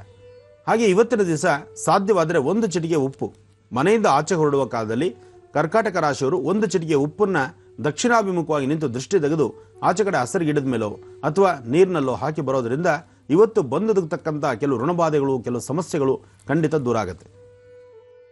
ಹಾಗೆ ಭೂಮಿಗೆ ಸಂಬಂಧಪಟ್ಟ ವಿಚಾರದಲ್ಲಿ ಭಾಳಷ್ಟು ದಿನಗಳಿಂದ ಆಲೋಚನೆ ಮಾಡ್ತಿರ್ತೀರಿ.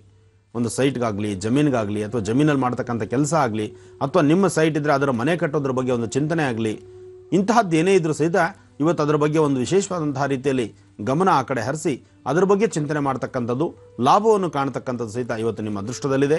ಒಳ್ಳೆಯದಾಗಲಿ. ಇನ್ನು ಸಿಂಹರಾಶಿ, ಸಿಂಹರಾಶಿಯಲ್ಲಿರ್ತಕ್ಕಂಥವ್ರು ರಾಶಿಫಲದಲ್ಲಿ ಸಿಂಹರಾಶಿಯವರಿಗೆ ಆರೋಗ್ಯದ ಕಡೆ ಬಹಳ ಲಕ್ಷ್ಯ ಬೇಕು. ತುಂಬ ಆಯಾಸ, ದಣಿವು ಮತ್ತು ಎದೆ ಉರಿ ಬರ್ತಕ್ಕಂಥದ್ದು, ಎದೆಗೆ ಸಂಬಂಧಪಟ್ಟಂತಹ ವಿಚಾರದಲ್ಲಿ, ಹೃದಯಕ್ಕೆ ಸಂಬಂಧಪಟ್ಟ ವಿಚಾರದಲ್ಲಿ ಸ್ವಲ್ಪ ಮಟ್ಟಿಗೆ ಎಚ್ಚರಿಕೆ ಇರಬೇಕು. ಸಿಂಹರಾಶಿಯವರು ಚಿಕ್ಕವರಾಗಲಿ ದೊಡ್ಡವರಾಗಲಿ, ವಯಸ್ಸಾಗಿರ್ತಕ್ಕಂತಹ ವೃದ್ಧರಾಗಲಿ, ಯಾರೊಬ್ಬರಾದರೂ ಸಹಿತ ಹೃದಯ ಸಂಬಂಧಪಟ್ಟಂತಹ ಸಮಸ್ಯೆಗಳು ಸ್ವಲ್ಪ ಬಾಧಿಸಬಹುದು. ಇಂಥದ್ದಕ್ಕೆ ಮುಂಜಾಗ್ರತಾ ಕ್ರಮವಾಗಿ ನೀವು ಆದಷ್ಟು ಬೇಗ ಒಂದು ಚಿಟಿಕೆ ಗೋಧಿ ತೆಗೆದುಕೊಂಡು ನಿಮ್ಮ ಅಂಗೈಲಿಟ್ಕೊಂಡು ಎರಡೂ ಕೈಯನ್ನು, ಅಂದರೆ ಗೋಧಿನ ಎಡಗೈಲಿ ಹಾಕ್ಕೊಳ್ಳಿ, ಅದರ ಮೇಲೆ ಬಲಹಸ್ತವನ್ನಿಡಿ ಸೂರ್ಯನಾರಾಯಣನ ಪ್ರಾರ್ಥನೆ ಮಾಡಿ. ಒಂದು 11 ಅಥವಾ 28 ಅಥವಾ 150 ಅಥವಾ 108 ಈ ಪ್ರಕಾರವಾದಂತಹ ಸಂಖ್ಯೆಗಳನ್ನು ಮಾಡಿ ಓಂ ಸೂರ್ಯಾಯ ನಮಃ, ಓಂ ಸೂರ್ಯಾಯ ನಮಃ, ಓಂ ಸೂರ್ಯಮಸೀ ನಮಃ ಆ ಸೂರ್ಯದೇವನ್ನ ಪ್ರಾರ್ಥನೆ ಮಾಡಿ, ಆ ರವಿರಾಜನ್ನ ಪ್ರಾರ್ಥನೆ ಮಾಡೋದ್ರಿಂದ ಖಂಡಿತ ಇಷ್ಟಾರ್ಥಗಳನ್ನು ಸಿದ್ಧಿಸ್ಕೊಳ್ಬೋದು. ಬಂದು ಒದಗತಕ್ಕಂಥ ಸಮಸ್ಯೆಗಳಿಂದ ಮುಕ್ತರಾಗಬಹುದು, ಮನಸ್ಸನ್ನು ಶಾಂತಿ ನೆಮ್ಮದಿಯಾಗಿಟ್ಕೊಳ್ಬೋದು. ಅದಕ್ಕಿಂತ ಹೆಚ್ಚಿನಾಗಿ ಹೇಳಬೇಕಂದ್ರೆ ವಿದ್ಯಾರ್ಥಿನಿಯರಿಗೆ ನಿಮ್ಮ ಕಷ್ಟಪಟ್ಟು ಓದಿರ್ತಕ್ಕಂಥದ್ದನ್ನು, ನಿಮ್ಮ ಸ್ವಯಂ ಪ್ರಭೆ, ನಿಮ್ಮಲ್ಲಿರ್ತಕ್ಕಂಥ ಜ್ಞಾನಕ್ಕೆ ಮತ್ತಷ್ಟು ಮೆರುಗನ್ನು ತುಂಬಿಸ್ಕೊಳ್ಳೋದಕ್ಕೆ ಇವತ್ತು ಸೂರ್ಯ ನಮಸ್ಕಾರ, ಸೂರ್ಯ ಪ್ರಾರ್ಥನೆ, ಸೂರ್ಯನ ಆರಾಧನೆ ಇದು ಬಹಳ ವಿಶೇಷವಾಗಿದೆ.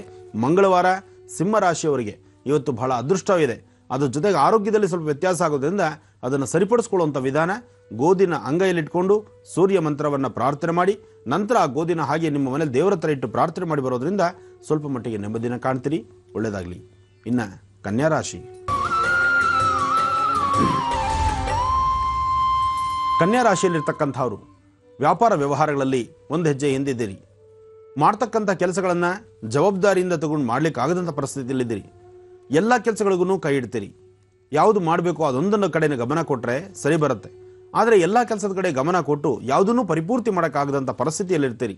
ಅಧಿಕವಾದಂತಹ ಚಂಚಲತೆ, ಯಾವುದು ಮಾಡಬೇಕು, ಯಾವುದು ಬಿಡಬೇಕು, ನಾನಿವತ್ತು ಎಲ್ಲಿ ಹೊರಡಬೇಕು, ಅಥವಾ ನಾನು ಹೊರಡುವಂಥ ಸ್ಥಳದಲ್ಲಿ ಏನಾಗುತ್ತೋ ಬಿಡುತ್ತೋ, ಒಳ್ಳೆಯ ಸ್ಥಳ, ಕೆಲಸ ಆಗುವಂಥ ಸ್ಥಳ, ಕೆಲಸಕ್ಕೆ ಎಲ್ಲವೂ ಸಹಿತ ಅಣಿಯಾಗಿರ್ತಕ್ಕಂಥ ಸ್ಥಳ, ಅದನ್ನು ಬಿಡ್ತೀರಿ, ಬೇರೆ ಯಾವುದೋ ಕೆಲಸದ ಕಡೆ ಗಮನ ಕೊಡ್ತೀರಿ. ಹಾಗೆ ಮನೆಯಿಂದ ಆಚೆ ಹೊರಡಬೇಕಾದ್ರೂ ಸಹಿತ ಬಹಳ ನೆಗ್ಲಿಜೆನ್ಸಿ, ನಿಧಾನ ಕೊಡ್ತೀರಿ.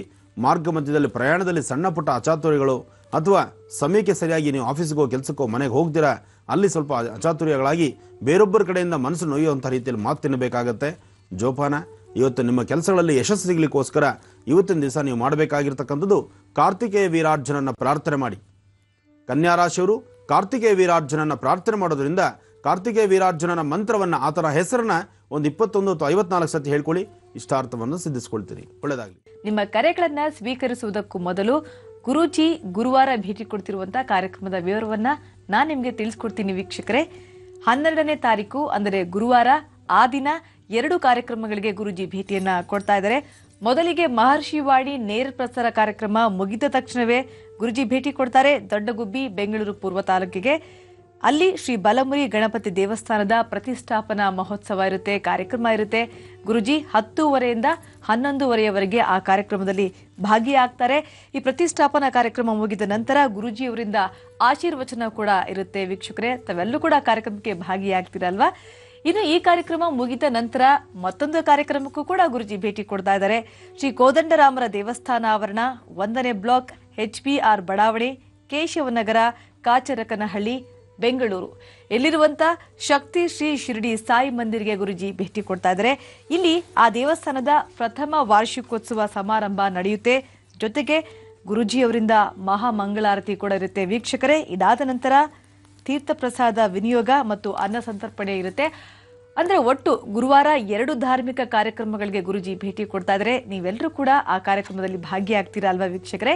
ಈಗ ನಿಮ್ಮ ಕರೆಗಳನ್ನ ಸ್ವೀಕರಿಸುವಂತಹ ಸಮಯ. ನೀವು ಕರೆ ಮಾಡಿ ನಿಮ್ಮ ಸಮಸ್ಯೆಯನ್ನು ಹೇಳ್ಕೊಂಡಿದ್ದಲ್ಲಿ ಆ ಸಮಸ್ಯೆಗೆ ಗುರುಜಿ ಪರಿಹಾರ ಕೊಡುವಂತ ಸಮಯ. ಪ್ರಾರಂಭ ಮಾಡೋಣ ಸ್ವರ ಜ್ಯೋತಿಷ್ಯ ವಿಭಾಗ.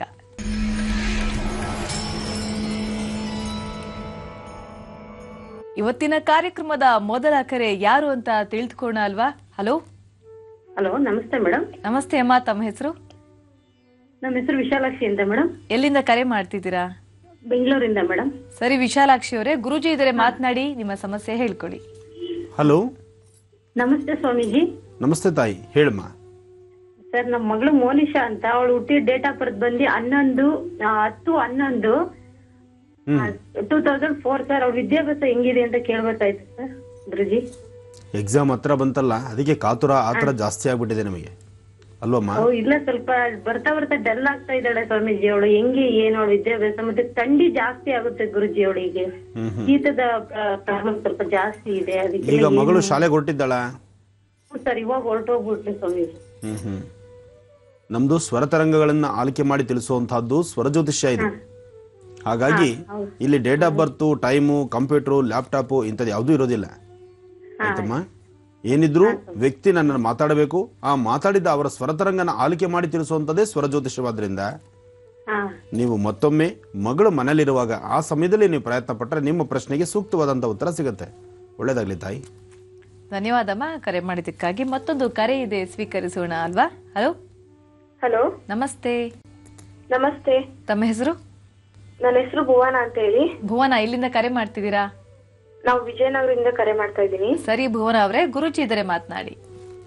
ಹಲೋ, ನಮಸ್ತೆ ಗುರುಜಿ. ನಮಸ್ತೆ ತಾಯಿ, ಹೇಳಮ್ಮ. ಗುರುಜಿ, ನಮ್ ತಂದೆ ಎಕ್ಸ್ಪೈರ್ಡ್ ಆಗಿದ್ದಾರೆ ಗುರುಜಿ. ಯಾವಾಗ ಆಯ್ತು ತಾಯಿ? ಆಗ್ಲೇ 7 ವರ್ಷ ಆಗಿದೆ ಗುರುಜಿ. 7-8 ವರ್ಷ ಆಗಿದೆ. ನಮ್ಮನೆ ಯಾರು ಬದುಕಕ್ಕೆ ಬಿಡ್ತಲ್ಲ ಗುರುಜಿ. ಮನೇಲಿ ತಮ್ಮ ನೋಡಿದ್ರೆ ಏನು ಓದಲ್ಲ ಗುರುಜಿ. ಮನೇಲೆ ಒಂಥರ ಇದಾರೆ.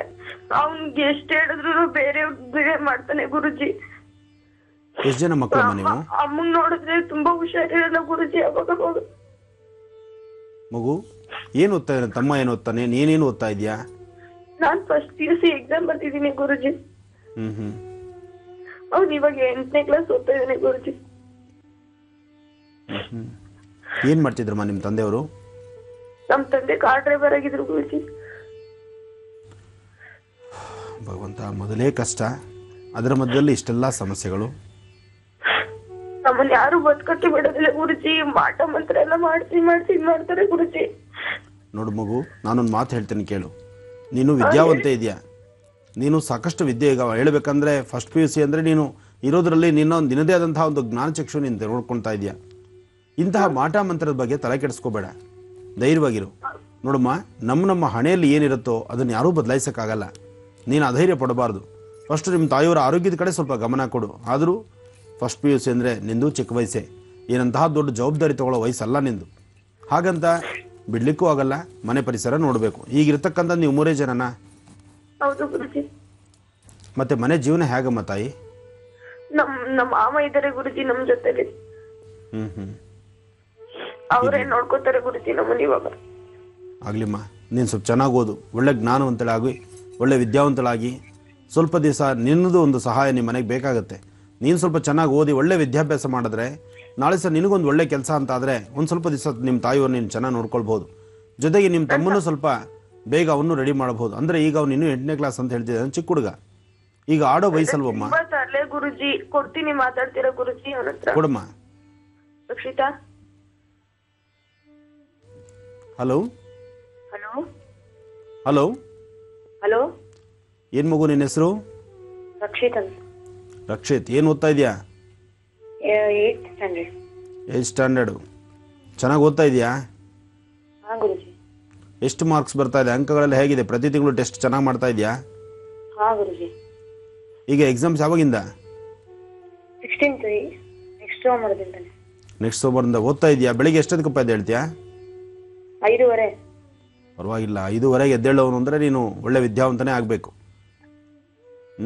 ಚೆನ್ನಾಗಿ ಓದು. ನೋಡು, ಅಕ್ಕ ಎಷ್ಟು ಮನೆ ಬಗ್ಗೆ ಚಿಂತನೆ ಮಾಡ್ತಾಳೆ. ಅಮ್ಮನ ಆರೋಗ್ಯ ಸರಿ ಇಲ್ಲ, ಮನೆ ಪರಿಸರದಲ್ಲಿ ಇಷ್ಟು ಕಷ್ಟ ಇದೆ. ಇಂಥ ಸಮಯದಲ್ಲಿ ನೀನು ಚೆನ್ನಾಗಿ ಓದಿ ಒಳ್ಳೆ ವಿದ್ಯಾವಂತನಾದರೆ ನಿಮ್ಮ ಜೀವನಕ್ಕೆ ಒಳ್ಳೆ ಬೆಳಕಾಗತ್ತಲ್ವಾ? ನೀನು ಚೆನ್ನಾಗಿ ಓದಬೇಕು, ಅಮ್ಮನ ಚೆನ್ನಾಗಿ ನೋಡ್ಕೋಬೇಕು, ಅಕ್ಕನ ಚೆನ್ನಾಗಿ ನೋಡ್ಕೋಬೇಕು. ನೀನು ಜವಾಬ್ದಾರಿಯಾಗಿರಬೇಕು. ನೀನು ಹುಡುಗಾಟಿಕೆ ಮಾಡಿಕೊಂಡು ಸಣ್ಣ ಪುಟ್ಟ ಅವರು ಇವ್ರ ಜೊತೆ ಆಟ ಆಡ್ತಾ ಇದ್ರೆ ನಿಂದು ಇನ್ನೂ ಆಟ ಆಡೋ ವಯಸ್ಸೇ. ಆದರೂ ಇರೋದ್ರಲ್ಲಿ ಸ್ವಲ್ಪ ಜವಾಬ್ದಾರಿ ತಂದ್ಕೋಬೇಕಲ್ಲಪ್ಪ. ಇನ್ನು ಮುಂದಕ್ಕೆ ನೀನು ಚೆನ್ನಾಗಿರಬೇಕು, ಆಯ್ತಾ? ಒಳ್ಳೇದಾಗಲಿ. ಏನು ನಿನ್ನ ಹೆಸರು ಮತ್ತೊಮ್ಮೆ ಹೇಳು?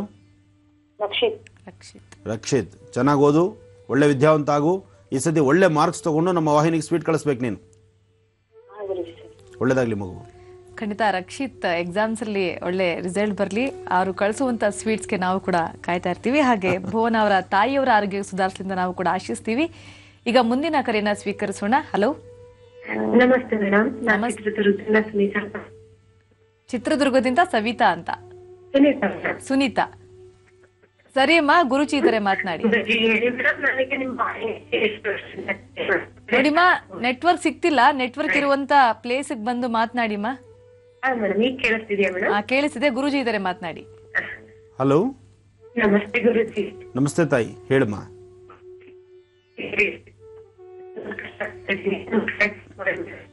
ಅಮ್ಮ, ನಿಮ್ಮ ಸ್ವರ ತರಂಗಗಳು ಸ್ಪಷ್ಟತೆ ಇಲ್ಲ, ಏನು ಕೇಳಿಸ್ತಾ ಇಲ್ಲ. ನೀವು ಕರೆಕ್ಟಾಗಿ ಎಲ್ಲಿ ನೆಟ್ವರ್ಕ್ ಇದೆಯೋ ಆ ಸ್ಥಳಕ್ಕೆ ಬಂದು ಒಂಚೂರು ಮಾತಾಡಿದ್ರೆ ಬಹಳ ಉತ್ತಮ ಅಲ್ವಾ ತಾಯಿ? ಹಾ, ಮಾತಾಡಮ್ಮ. ಗುರುಜಿ, ನಾನು ಹ್ಯಾಂಡಿಕ್ಯಾಪ್ಟ್. ನನ್ನ ಡೈವರ್ಸ್ ಆಗೋಯ್ತು. ನಾವ್ ತಂದೆ ಇಲ್ಲದ ಮಕ್ಕಳು 3 ಜನನು. ನನ್ ತಂಗಿದ ಸಮೇತ 2 ಎಂಗೇಜ್ಮೆಂಟ್ ಆಗಿ ಕ್ಯಾನ್ಸಲ್ ಆಯ್ತು. ಮದುವೆ ಆಗಿ ನನ್ನದು ತಿರುಗ್ ದಿನನೇ ಕ್ಯಾನ್ಸಲ್ ಆಯ್ತು ಗುರುಜಿ. ನಾನು ಮುಂದೆ ಜೀವನ ಮಾಡ್ಬೇಕು ಏನು ಎಂತೂ ಒಂದು ಗೊತ್ತಾಗ್ತಾ ಇಲ್ಲ ಗುರುಜಿ. ಮುಂದೆ ನನಗೆ ಜೀವನ ಇದೆಯೋ ಇಲ್ಲ ಅಂತನೂ ಗೊತ್ತಿಲ್ಲ. ನೋಡಮ್ಮ, ಈ ಭೂಮಿಯಲ್ಲಿರ್ತಕ್ಕಂತಹ ಪ್ರತಿಯೊಬ್ಬರಿಗೂ ಅವ್ರವ್ರದೇ ಆದಂತಹ ಶಕ್ತಿ ಇದೆ, ಅವ್ರವ್ರದೇ ಆದಂತಹ ಜ್ಞಾನವಿದೆ. ಅದಕ್ಕೆ ಸಂಬಂಧಪಡ್ತಕ್ಕಂಥ ಜೀವನ ನಡೆಸುವಂತಹ ಕಾಲಘಟ್ಟವೂ ಇದೆ. ಯಾವುದು ಚಿಂತೆ ಮಾಡಬಾರ್ದು ತಾಯಿ. ಹ್ಯಾಂಡಿಕ್ಯಾಪ್ಟ್. ನಾನು ಗವರ್ಮೆಂಟ್ ಜಾಬ್ ಅಂತ ಟ್ರೈ ಮಾಡ್ದೆ, ಕೈ ಬಂದಿತ್ತು, ಬಾಯಿ ಬರ್ಲಿಕ್ಕೆ ಗೊತ್ತು. ಮದುವೆ ಅಂತ ಆಯ್ತು, 1 ವರ್ಷದಲ್ಲೇ 1 ದಿನದಲ್ಲೇ ಮುರಿದು ಬಿದ್ದು ಡೈವರ್ಸ್ ಆಯ್ತು ಗುರುಜಿ. ನನಗ್ ಬೇರೆ ಯಾರ ಜೀವನ ಕೊಡ್ತಾರೋ ಏನೋ ಒಂದು ಗೊತ್ತಿಲ್ಲ. ಯಾರೆಲ್ಲರನ್ನು ನಂಬಿದ್ರೆ ಎಲ್ಲರನ್ನು ಮೋಸ ಮಾಡ್ತಾರೆ ಗುರುಜಿ. ನನಗೆ ಏನ್ ಮಾಡ್ಬೇಕು ಅಂತ ಗೊತ್ತಾಗ್ತಾ ಇಲ್ಲ. ಇಲ್ಲ ತಾಯಿ, ನೋಡಮ್ಮ, ಇಲ್ಲಿವರೆಗೂ ನಿನ್ನ ಸಮಸ್ಯೆ ಏನೇ ಇದ್ರೂ ಸಹಿತ ನಿನ್ನ ಸ್ವರತರಂಗ ಆಧಾರ ಪ್ರಕಾರ ಮುಂದಿನ ದಿನಗಳಲ್ಲಿ ನೀನು ತುಂಬ ಚೆನ್ನಾಗಿರ್ತೀಯ. ಅಧೈರ್ಯ ಪಡಬೇಡ. ಜೊತೆಗೆ ಮನುಷ್ಯನಿಗೆ ಅಧೈರ್ಯ ಪಟ್ಟರೆ ಅವನು ಏನೂ ಸಾಧನೆ ಮಾಡ್ಲಿಕ್ಕೆ ಆಗೋದಿಲ್ಲ. ನಿನ್ನಲ್ಲಿ ಧೈರ್ಯವಾಗಿ ನೀನು ಇಲ್ಲಿವರೆಗೂ ನೀನು ಉದ್ಯೋಗದ ಬಗ್ಗೆ ಚಿಂತನೆ ಮಾಡ್ತಿದ್ಯಾ, ಜೊತೆಗೆ ಹ್ಯಾಂಡಿಕ್ಯಾಪ್ಟ್ ಅಂತ ಬೇರೆ ಹೇಳ್ತಾ ಇದೆಯಾ. ಏನೂ ಅಧೈರ್ಯ ಪಡಬೇಡ ತಾಯಿ. ನಿನ್ನ ಶಕ್ತಿ ಅನುಸಾರ ದೇವರು ನಿನ್ನ ಯೋಗ್ಯತೆಗೆ ಸಂಬಂಧಪಟ್ಟಂಗೆ, ನಿನ್ನ ಜ್ಞಾನಕ್ಕೆ ಸಂಬಂಧಪಟ್ಟಂಗೆ ಒಳ್ಳೇದಾಗೇ ಆಗುತ್ತೆ. ಅಧೈರ್ಯ ಪಡೋದು ಬೇಡ. ಇನ್ನೊಂದು 3 ತಿಂಗಳು ದಿನಕ್ಕೆ ಸ್ವಲ್ಪ ಕಷ್ಟ ಇರ್ಬೋದು. ಈ 3 ತಿಂಗಳ ಕಳೆಯಲ್ಲಿ ಖಂಡಿತ ಅನುಕೂಲ ಆಗುತ್ತೆ. ಇದಕ್ಕೆ ಸಂಬಂಧಪಟ್ಟಂಗೆ ನಿಮ್ಮ ಊರಲ್ಲೇ ಇರ್ತಕ್ಕಂಥ ಗಣಪತಿ ದೇವಸ್ಥಾನಕ್ಕೆ ಒಂದು 9 ಮಂಗಳವಾರ 21 ಗರಿಕೆ 9 ಬಿಳಿ ಎಕ್ಕದಹು ಇಂಥದ್ದನ್ನು ಕೊಟ್ಟು 9 ಮಂಗಳವಾರ ಅನುಷ್ಠಾನ ಮಾಡಮ್ಮ. ಖಂಡಿತ ಕಾರ್ಯಸಿದ್ಧಿ ಆಗುತ್ತೆ. ಆದಷ್ಟು ಬೇಗ ನಿನ್ನ ಜೀವನದಲ್ಲಿ ಒಂದು ಹೊಸ ಬೆಳಕು ಸಿಗಲಿ ಅಂತ ನಾನು ದೇವರನ್ನು ಪ್ರಾರ್ಥಿಸ್ತೀನಿ ತಾಯಿ. ಒಳ್ಳೇದಾಗ್ಲಿ ಅಮ್ಮ. ಮತ್ತಷ್ಟು ಕರೆಗಳಿದೆ ವೀಕ್ಷಕರೇ, ಸ್ವೀಕರಿಸೋಣ. ಹಲೋ. ಹಲೋ, ನಮಸ್ತೆ. ನಮಸ್ತೆ ಅಮ್ಮ, ತಮ್ಮ ಹೆಸರು ಹೇಳ್ತೀರಾ? ಸಾಗರಿಕಾ ಅಂತ, ಬೆಂಗಳೂರು ರಾಮಮೂರ್ತಿ ನಗರದಿಂದ. ಸರಿ ಸಾಗರಿಕಾ ಅವರೇ, ಗುರುಜಿ ಹತ್ರ ಈಗ ನೀವು ಮಾತನಾಡಿ ನಿಮ್ಮ ಸಮಸ್ಯೆ ಏನು ಅಂತ ಹೇಳ್ಕೊಡಿ. ನಮಸ್ತೆ ಗುರುಜಿ. ನಮಸ್ತೆ ತಾಯಿ, ಚೆನ್ನಾಗಿದೆಯಮ್ಮ? ಹಾ ಗುರುಜಿ, ಚೆನ್ನಾಗಿದ್ದೀವಿ. ಹೇಳಮ್ಮ. ಗುರುಜಿ, ನಾನು ಇವಾಗ 10th ಸ್ಟ್ಯಾಂಡರ್ಡ್ ಎಕ್ಸಾಮ್ಸ್ ಬರೀತಿದ್ದೀನಿ. ನನ್ ಫ್ಯೂಚರ್ ಅಲ್ಲಿ ಬಂದ್ಬಿಟ್ಟು ಎಜುಕೇಶನ್ ಅಲ್ಲಿ ಯಾವ್ದ್ರಲ್ಲಿ ಡೆವಲಪ್ಮೆಂಟ್ ಸಿಗುತ್ತೆ? ನನ್ಗೆ ಇಂಟ್ರೆಸ್ಟ್ ಇರೋದು IPS, PCMC ಮಾಡಿ IPS ಆಗಿ ಗವರ್ಮೆಂಟ್ ಜಾಬ್ ಅಲ್ಲಿ ಹೋಗ್ಬೋದಾ, ಅಥವಾ ನನ್ಗೆ ಏವಿಯೇಷನ್ ಇಂಜಿನಿಯರಿಂಗ್ ಆತರ ಹೋದ್ರೆ ನನಗೆ ಬಂದ್ಬಿಟ್ಟು ಡೆವಲಪ್ಮೆಂಟ್ ಸಿಗುತ್ತಾ ಲೈಫ್ ನಲ್ಲಿ? ಹೇಗೆ ಗುರುಜಿ? ಮೊದಲಾಗಿ ನಿನ್ನ ಸ್ವರತರಂಗ ಪ್ರಕಾರ ಚಂದ್ರ ತುಂಬಾ ಚೆನ್ನಾಗಿದ್ದಾನೆ. ನೀನು ಏನನ್ನ ಗಮನ ಇಟ್ಟು ಅಭ್ಯಾಸ ಮಾಡಿದ್ರು ಸಹಿತ ಬಹಳ ಬೇಗ ಸಕ್ಸಸ್ ಮಾಡ್ತೀಯ. ಆದ್ರೆ ಇದೇ ನೀನು ಕಳೆದ 8ನೇ ಕ್ಲಾಸಲ್ಲಿದ್ದಾಗ 8ನೇ ಕ್ಲಾಸ್ ತನಕ ನೀನು ವಿದ್ಯಾಭ್ಯಾಸದಲ್ಲಿ ಅಷ್ಟೊಂದು ಅಚ್ಚುಕಟ್ಟಾಗಿ ಬಂದದ್ದಲ್ಲ. ಆದ್ರೆ ಈಗ ಸಾಕಷ್ಟು ಬದಲಾವಣೆಯನ್ನ ಕಾಣ್ತಾ ಇದೆಯಾ. ಅಂದ್ರೆ ಯಾವುದೇ ಆದ್ರೂ ಸಹಿತ ಅಸಾಧ್ಯವಾದ ಯಾವುದೂ ಇಲ್ಲ, ಸಾಧನೆ ಮಾಡಬಹುದು ಅನ್ನೋದು ಛಲ ಅಂತ ಮನಸ್ಥಿತಿ ನಿಂದು. ಅದಕ್ಕೋಸ್ಕರ ಇದು ಬಹಳ ಅನುಕೂಲ ಆಗುವಂತ ಕಾಲ ತಾಯಿ. ನೀನು ಸ್ವಲ್ಪ ಉನ್ನತವಾದಂತಹ ಒಳ್ಳೆ ವಿದ್ಯಾಭ್ಯಾಸದ ಕಡೆನೆ ಗಮನ ಕೊಡೋದ್ರಿಂದ ಬಹಳ ಅನುಕೂಲ ಆಗುತ್ತೆ. ನಿನ್ನ ಸ್ವರತರಂಗ ಚೆನ್ನಾಗಿದೆ. ಧೈರ್ಯವಾಗಿ ಓದೋ ಅಭ್ಯಾಸ ಕ್ರಮನ ಕ್ರಮಬದ್ಧವಾಗಿ ಮಾಡು. ಈ ಬಾರಿ SLC ನಲ್ಲಿ ಒಳ್ಳೆ ಅಂಕಗಳಿಂದ ನೀನು ಮುಂದೆ ಬಂದ್ರೆ ಖಂಡಿತ ಅನುಕೂಲ ಆಗುತ್ತೆ ತಾಯಿ.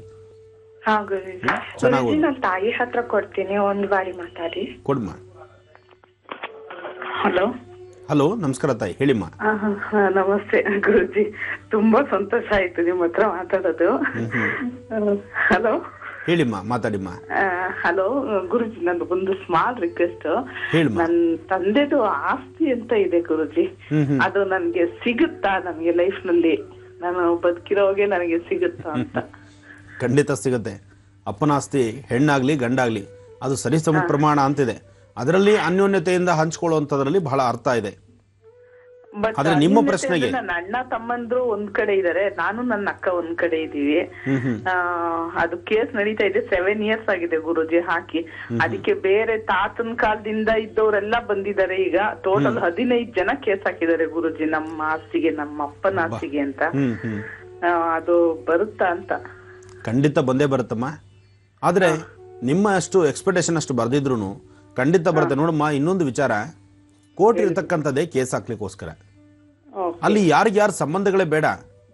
ಒಬ್ಬ ಲಾಯರ್ ಇಟ್ಕೊಳ್ತಾರೆ, ಅವ್ರ ಜ್ಞಾನಕ್ಕೆ ಸಂಬಂಧಪಟ್ಟಂಗೆ, ಅವರ ಒಂದು ಬುದ್ಧಿಗೆ ಸಂಬಂಧಪಟ್ಟಂಗೆ ಅವ್ರು ಇವ್ರಿಗೆ ಉಪದೇಶ ಕೊಡ್ತಾರೆ. ಅದಕ್ಕೆ ಸಂಬಂಧಪಟ್ಟಂಗೆ ಅವ್ರದ್ದು ಅಷ್ಟು ಜೀವನ, ಇವ್ರದ್ದು ಅಷ್ಟು ಜೀವನ. ಒಟ್ಟು ಏನಪ್ಪಾ ಅಂದ್ರೆ, ಒಂದು ಕೇಸ್ ಕೋರ್ಟ್ಗೆ ಹೋಯ್ತು ಅಂದ್ರೆ 15 ವರ್ಷ ಆಗ್ಬೋದು, 20 ವರ್ಷ ಆಗ್ಬೋದು. ಯಾವುದೂ ಸಹಿತ ಬೇಗ ತೀರ್ಮಾನಕ್ಕೆ ಬರ್ಲಿಕ್ಕೆ ಕಷ್ಟ. ಬಹುಶಃ ಅಲ್ಲಿ ಅನ್ಯಾಯಗಳಾಗ್ತಕ್ಕಂಥವ್ರು ಅಂದ್ರೆ ನಿಮ್ಮ ಒಂದು ಆಸ್ತಿಗೆ ಸಂಬಂಧಪಟ್ಟಂಗೆ ಇನ್ಯಾರೇ ಬಂದು ಮಧ್ಯದಲ್ಲಿ ಸೇರ್ಕೊಂಡ್ರು ಸಹಿತ ಅವ್ರಿಗೆ ನಾನು ಇನ್ನು ಮಾಡ್ತಿರೋದು ತಪ್ಪು ಅಂತ ಆ ತಪ್ಪಿನ ಅರಿವು ಅವ್ರಿಗೆ ಆಗ್ಬೇಕು. ಅಂದ್ರೆ ಕೋರ್ಟ್ಗೆ ಪ್ರತಿ ಸತಿ ಬಂದು ಹೋಗ್ತಕ್ಕಂಥದ್ದೇ ದೊಡ್ಡ ಪನಿಷ್ಮೆಂಟ್. ಆ ಪನಿಷ್ಮೆಂಟ್ ನೋಡಿದ್ರೆ ನಮ್ದಲ್ಲದಕ್ಕೆ ನಾನು ಯಾಕೆ ಓಡಾಡಬೇಕು ಅನ್ನೋ ಒಂದು ತೀರ್ಮಾನ ಆ ವ್ಯಕ್ತಿ ಕಾಣಿಸ್ಕೊಳ್ಳುತ್ತೆ. ಖಂಡಿತ ಅನುಕೂಲ ಆಗುತ್ತೆ.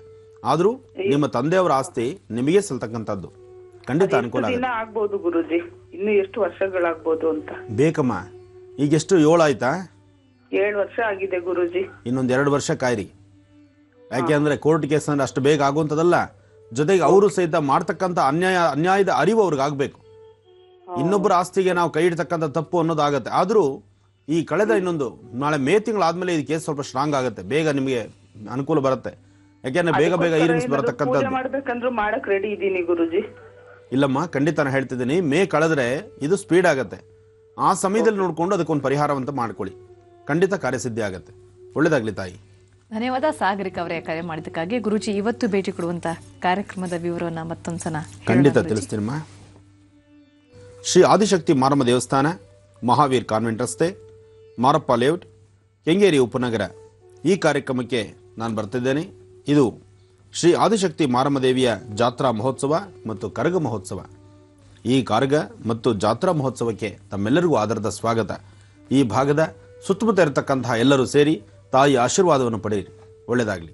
ಈಗ ನಿಮ್ಮ ಪತ್ರಗಳನ್ನು ಓದುವಂತ ಸಮಯ. ಪತ್ರದಲ್ಲಿ ನೀವು ಬರೆದಿರುವಂತ ಸಮಸ್ಯೆಗಳಿಗೆ ಗುರೂಜಿ ಪರಿಹಾರ ಕೊಡುವಂತ ಸಮಯ. ಪ್ರಾರಂಭ ಮಾಡೋಣ ಚಕ್ಷುರ್ಮತಿ ವಿಭಾಗ.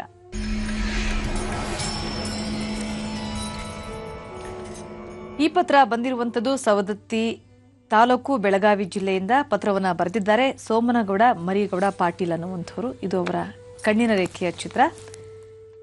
ಗುರುಜಿಗೆ ಸಾಷ್ಟಾಂಗ ನಮಸ್ಕಾರಗಳು. ಗುರುಜಿ, ನನ್ನ ಮಗನಾದ ವಿಜಯಕುಮಾರ್ ಪಾಟೀಲ, ಈತ 2000 ಇಸವಿಯಿಂದ ಇಲ್ಲಿಯವರೆಗೆ ಮಾನಸಿಕವಾಗಿ ಬಳಲುತ್ತಿದ್ದು ಡಾಕ್ಟರ್ಗೆ ತೋರಿಸಿದ್ದರೂ ಇನ್ನೂ ಕೂಡ ಗುಣಮುಖವಾಗಿಲ್ಲ. 24 ತಾಸು ಮಲಗಿಕೊಳ್ಳುವುದು, ತಂದೆ ತಾಯಿಯವರಿಗೆ ಬೈಗುಳವನ್ನ ಮಾಡುತ್ತಾನೆ. ಈತನ ಲಗ್ನವನ್ನ ಮಾಡಿದ್ದೇವೆ, ಜೊತೆಗೆ ಈತನ ಕುಟುಂಬ ಜೀವನ ಸರಿಯಾಗಿಲ್ಲ. ನಮಗೆ ಬಹಳ ಮಾನಸಿಕ ತೊಂದರೆಯಾಗಿದೆ.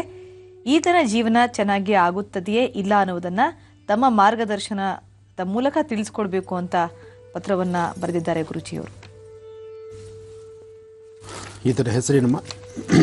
ಮಗನ ಹೆಸರು ವಿಜಯಕುಮಾರ್ ಪಾಟೀಲ. ವಿಜಯಕುಮಾರ್ ಕಣ್ಣರೇಖೆ ಪ್ರಕಾರ ಸಮಸ್ಯೆ ಎಂಬತಕ್ಕಂತಹ ಸೆರೆಮಾಲೆ ಇದು ಅಷ್ಟು ಬೇಗ ಗುಣ ಆಗ್ತಕ್ಕಂಥದ್ದಲ್ಲ. ನಾವು ಈ ಫೋಟೋಗೇನೆ ಉತ್ತರ ಕೊಡೋದಕ್ಕಿಂತ ಮುಂಚಿತವಾಗಿ ಮತ್ತೊಂದು ವಿಚಾರವನ್ನು ಇಡೀ ರಾಜ್ಯದ ಜನತೆಗೆ ಮತ್ತು ದೇಶದ ಜನತೆಗೆ ಒಂದು ಭಿನ್ನತೆ ನಿಮ್ಮ ಮುಂದೆ ಹೇಳುವಂಥ ವಿಚಾರ. ಜೊತೆಗೆ ಈ ವಿಚಾರವನ್ನು ಪ್ರತಿಯೊಬ್ಬರು ಸಹಿತ ತಿಳ್ಕೊಳ್ಳಿ. ಮದುವೆ ಅಂತಕ್ಕಂಥದ್ದು ಹುಡುಗಾಟಿಕೆ ಅಲ್ಲ, ಅಥವಾ ಆ ಬದುಕಿಗೆ ನಾವು ಮಾಡ್ತಕ್ಕಂತಹ ಒಳ್ಳೆದಿರಬೇಕೇ ವಿನಃ ಅದರ ಬಗ್ಗೆ ಯಾರು ಹುಚ್ಚು ಪ್ರಯೋಗವನ್ನು ಮಾಡಬಾರದು. ವ್ಯಕ್ತಿಯ ಮನಸ್ಸಿನ ಸ್ಥಿತಿ ಸಮಂಜಸವಾಗಿಲ್ಲ ಅಂದಾಗ ಇಂತಹ ಮನಸ್ಥಿತಿಯನ್ನು ಮುಚ್ಚಿಟ್ಟು ಆತನಿಗೆ ಒಂದು ಮದುವೆ ಮಾಡಿ ಇಲ್ಲದ ರೀತಿ ಆ 2 ಜೀವಿಗಳಿಗೂ ಸಹಿತ ತೊಂದರೆ ಕೊಡ್ತಕ್ಕಂಥದ್ದು ಇದು ಮಹಾಪರಾಧ. ಎಷ್ಟೋ ಜನ ಮನೆಗಳಲ್ಲಿ ಗಂಡ್ಮಕ್ಕಳಿಗೆ ಈ ತರಹ ಅಚಾತುರ್ಯ ಇದ್ದಾಗ ಆ ಗಂಡ್ಮಕ್ಕಳನ್ನ ಹೆಣ್ಮಗು ಹತ್ರ ಮಾತಾಡೋದಕ್ಕೆ ಬಿಡದಿರ, ಅಥವಾ ಹೆಣ್ಣೆತ್ತಿರ್ತಕ್ಕಂಥವ್ರು ಹೆಣ್ಣಿನ ತಂದೆ ತಾಯಿ ಅವ್ರ ಮನೆಯಲ್ಲಿರ್ತಕ್ಕಂಥ ಹೆಣ್ಣುಮಗಳಿಗೆ ಮದುವೆ ಆದರೆ ಸಾಕು ಅನ್ನೋ ಥರ ನಿಮ್ಮ ಆಲೋಚನೆ ಮಾಡಿ ಇಂತಹ ಒಂದು ಪರಿಸ್ಥಿತಿ ಇದ್ದಾಗ, ಯಾಕೆಂದರೆ ಬ್ರೈನಲ್ಲಿ ಇಂತಹದ್ದು ಸಾಕಷ್ಟು ವ್ಯತ್ಯಾಸ ಆಗ್ತಿರುತ್ತೆ. ಕೆಲವರು ಆಲೋಚನೆ ಏನಪ್ಪ ಅಂದರೆ ಮದುವೆ ಆದರೆ ಸರಿ ಹೋಗ್ಬಿಡ್ತಾನೆ ಬಿಡು ಅಂತ. ಎಲ್ಲಿಂದ ಸರಿ ಹೋಗಬೇಕು? 4 ಮೂಲೆ ನೆಟ್ಟಿಗಿರ್ತಕ್ಕಂಥವ್ರೇ ಮದುವೆಯಾಗಿ 1 ತಿಂಗಳು 1.5 ತಿಂಗಳಿಗೆ ಇಲ್ಲದಂಥ ಅವತಾರಗಳಾಗಿ ಹೋಗ್ತಾ ಇರುತ್ತೆ. ಅಂತಹದ್ದು ಇಂತಹ ಅರಿಜ್ಞಾನ ಇರ್ತಕ್ಕಂಥ ವ್ಯಕ್ತಿಗಳಿಗೆ ಮದುವೆ ಅಂತ ಮಾಡಿ ಆ ಹೆಣ್ಣುಮಗು ಜೀವನದಲ್ಲಿ ಯಾಕೆ ಆಟ ಆಡುವಂಥದ್ದು? ಹೆಣ್ಣಾಗಲಿ ಗಂಡಾಗಲಿ ಸಾಧ್ಯವಾದಷ್ಟು ಇಂತಹ ಸಮಸ್ಯೆಗಳಿದ್ದಾಗ ಫಸ್ಟ್ ವೈದ್ಯರ ಸಲಹೆ ತೆಗೆದುಕೊಂಡು ಇದಕ್ಕೆ ಬೇಕಾದಂಥ ಸೂಕ್ತವಾದಂತಹ ವೈದ್ಯಕೀಯ ಸವಲತ್ತನ್ನು ತೋರಿಸಿ ಅವ್ರನ್ನ ರೆಡಿ ಮಾಡಲಿಕ್ಕೆ ನೋಡಬೇಕೇ ವಿನಃ ಇದಕ್ಕೆ ಪರಿಹಾರವಾಗಿ ಮದುವೆ ಮಾಡ್ತಕ್ಕಂಥದ್ದಲ್ಲ. ತನ್ನಗೆ ತಾನು ರಕ್ಷಣೆ ಮಾಡ್ಕೊಳ್ಳೋಕ್ಕೆ ಆಗದಂತಹ ಪರಿಸ್ಥಿತಿಯಲ್ಲಿದ್ದಾಗ ಆತ ತನ್ನ ಹೆಂಡತಿನ ಏನು ರಕ್ಷಣೆ ಮಾಡಬಲ್ಲ? ಹೊರಗಡೆ 4-6 ಜನ 10 ಜನ ರಾಕ್ಷಸರ ಮಧ್ಯದಲ್ಲಿ ಈ ಮುದ್ದಾದಂಥ ಸಂಸಾರ ಎಲ್ಲಿಂದ ನೆಮ್ಮದಿಯಾಗಿರ್ಲಿಕ್ಕಾಗತ್ತೆ? ಅಥವಾ ತನ್ನ ಕಷ್ಟಗಳನ್ನು, ತನ್ನ ಆಸೆ ಆಕಾಂಕ್ಷೆಗಳನ್ನು ಆ ತಾಯಿ ತನ್ನ ಗಂಡನ ಹತ್ರ ಯಾವ ರೀತಿ ಎಕ್ಸ್ಪ್ರೆಷನ್ ಮಾಡಬೇಕು, ಯಾವ ರೀತಿ ಹೇಳಬೇಕು? ಇನ್ನು ಸಂಸಾರ ಚೆನ್ನಾಗಿರಬೇಕು ಅಂದರೆ, ಸಂಸಾರ ಅಂತಕ್ಕಂಥದ್ದು ಇನ್ನೊಬ್ಬರ ಮನೆಯಿಂದ ಬರ್ತಕ್ಕಂಥ ಹೆಣ್ಣುಮಗಳು ಬರೀ ಈ ಮನೆ ಕಸ ಮುಸುರೆ ತೊಳ್ಕೊಂಡು ಬಟ್ಟೆ ಒಕ್ಕೊಂಡು ಅಥವಾ ಸಕಾಲಕ್ಕೆ ಬೇಕಾದಷ್ಟು ಅನ್ನ ಮಾಡಾಕಿ ರಾತ್ರಿ ಯಾವುದೋ ಒಂದು ಮೂಲೆಗೆ ಮಲ್ಕೊಳ್ಳೋದಕ್ಕ? ಆ ತಾಯಿಗೂ ಸ್ವಲ್ಪ ಆಸೆ ಆಕಾಂಕ್ಷೆಗಳಂತದ್ದಿಲ್ವಾ? ಅಥವಾ ಹೊರಗಡೆ ಜನ ನೋಡಿದಾಗೆ ನನ್ನ ಗಂಡನ ಜೊತೆ ನಾನು ಆಚೆ ಕಡೆ ಓಡಾಡಬೇಕು ಅಥವಾ ಗಂಡನ ಜೊತೆ ನಾನು ಚೆನ್ನಾಗಿರಬೇಕು ಅನ್ನೋ ಒಂದು ಆಸೆ ಆಕಾಂಕ್ಷೆ ಹೆಣ್ಮಗಳಿಗೆ ಇರೋದಿಲ್ವಾ? ಇದು ಹೆಣ್ಣಿಗಿರ್ಬೋದು, ಗಂಡನಿಗಿರ್ಬೋದು. ಇಲ್ಲಿ ಎರಡೂ ನಾನು ಹೇಳ್ತಿದ್ದೇನೆ. ಬರೀ ಗಂಡ್ಮಕ್ಳ ಬಗ್ಗೆ ಮಾತ್ರವಲ್ಲ ಅಥವಾ ಹೆಣ್ಮಕ್ಳ ಮಾತ್ರವೇ ಅಲ್ಲ. ಅತಿಯಾದಂಥ ಆಸ್ತಿ ಇದೆ, ಬೇಕಾದಷ್ಟು ಸ್ಥಿತಿವಂತರು, ನನ್ನ ಮಗಳಿಗೊಂದು ಮದುವೆ ಮಾಡರೆ ಸಾಕು ಅಂತ ಹೇಳಿ ತಲೆಯಲ್ಲಿ ಹುಚ್ಚಿರ್ತಕ್ಕಂಥ ಮಗುವು ಅಥವಾ ಹುಡುಗಿಗೆ ಸರಿಯಾಗಿ ಲೋಕಜ್ಞಾನವಿಲ್ದಿರ, ಪ್ರಜ್ಞೆ ಇಲ್ದಿರತಕ್ಕಂಥದ್ದು, ಅಥವಾ ತಾನು ಏನು ಮಾತಾಡ್ತಾಳೋ, ತಾನು ಹೇಗೆ ನಡೀತಿದ್ದಳೋ, ತಾನು ಇರ್ತಕ್ಕಂಥ ರೀತಿ ನೀತಿ ಏನೋ, ಅಥವಾ ಸಮಾಜದಲ್ಲಿ ತಾನು ಬದುಕಬೇಕಾದಂಥ ರೀತಿ ನೀತಿಯ ಅರಿವೇ ಇಲ್ಲದಂಥ ಹೆಣ್ಮಗಳನ್ನು ತಂದು ಯಾರೋ ಒಬ್ಬ ವ್ಯಕ್ತಿಗೆ ತಂದು ಕಟ್ಟಿಬಿಟ್ರೆ ಅವನ ಗತಿ ಏನು? ಅಥವಾ ಅಂಥ ಒಬ್ಬ ಹುಚ್ಚನಿಗೋ ಅಂಥ ಒಬ್ಬ ಬೆಪ್ಪನಿಗೋ ತೆಗೆದುಕೊಂಬಂದು ಇಂಥ ಒಬ್ಬ ಹೆಣ್ಮಕ್ಳನ್ನು ತಗೊಂಬಂದು ಕಟ್ಟಿಬಿಟ್ರೆ ನನ್ನ ಮಗಳನ್ನು ನೋಡ್ಕೊಳ್ಳೋಕೆ ಒಂದು ಆಯನೋ, ಸಾಮಾನ್ಯಕ್ಕೆ ಒಬ್ಬರು ಆಯನೋ, ಒಬ್ಬ ನರ್ಸೋ, ಇವರು ಹಾಸ್ಪಿಟ್ಲಲ್ಲಾದರೆ ಅವ್ರದ್ದೇ ಆದಂಥ ಕರ್ತವ್ಯ ಇರುತ್ತೆ. ಪ್ರತಿ ತಿಂಗಳು ಇಷ್ಟು ಸಂಬಳ ಕೊಡ್ತೀರಿ, ಅವ್ರು ಜವಾಬ್ದಾರಿ ಮಾಡ್ತಾರೆ. ಇದೆಲ್ಲ ಒಟ್ಟಿಗೆ ಉಳ್ಕೊಳ್ಳೋದಕ್ಕೋಸ್ಕರ ಯಾವುದೋ ಒಂದು ಹೆಣ್ಣು ಬಡ ಕುಟುಂಬದಿಂದ ಒಂದು ಹೆಣ್ಣನ್ನು ತಂದು ಆ ತಂದೆ ತಾಯಿನೂ ಆಲೋಚನೆ ಮಾಡಲ್ಲ.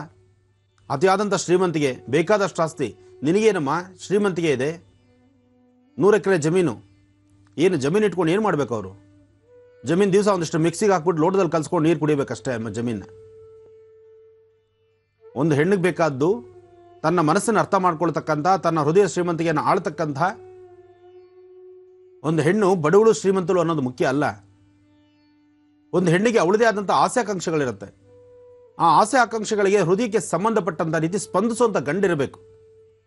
ಜೊತೆಗೆ ತನ್ನ ಸಾಮ್ರಾಜ್ಯವನ್ನು ಹೊರಗಡೆ ಪ್ರಪಂಚದ ತಾಯಿ ಕಾಲಿಟ್ಟಾಗ ತನ್ನ ತಾನು ನೋಡ್ತಕ್ಕಂಥ ಆ ಯಾವುದೇ ಸಮಸ್ಯೆಗಳು ಬಂದರೂ ಸಹಿತ ಹೆದರಿಸುವಂಥ ಒಬ್ಬ ಗಂಡು ಜೊತೆಲಿರಬೇಕೇ ವಿನಃ 100 ಎಕರೆ ಜಮೀನಾಗಲ್ಲ, ಅಥವಾ ಚಿನ್ನ ಬೆಳ್ಳಿ ವಜ್ರ ವೈಡೂರ್ಯಗಳಲ್ಲ, ಅಥವಾ ಬೇಕಾದಷ್ಟು ಸ್ಥಿತಿವಂತರಲ್ಲ, ಅಥವಾ ತಂದೆ ತಾಯಿ ಬಹಳಷ್ಟು ಶಕ್ತಿವಂತರು ಅಂತೇಳಿ ಅತ್ತೆ ಮಾವ 24 ಗಂಟೆ ಸೊಸೆ ಜೊತೆ ಓಡಾಡ್ಲಿಕ್ಕೆ ಆಗೋದಿಲ್ಲ.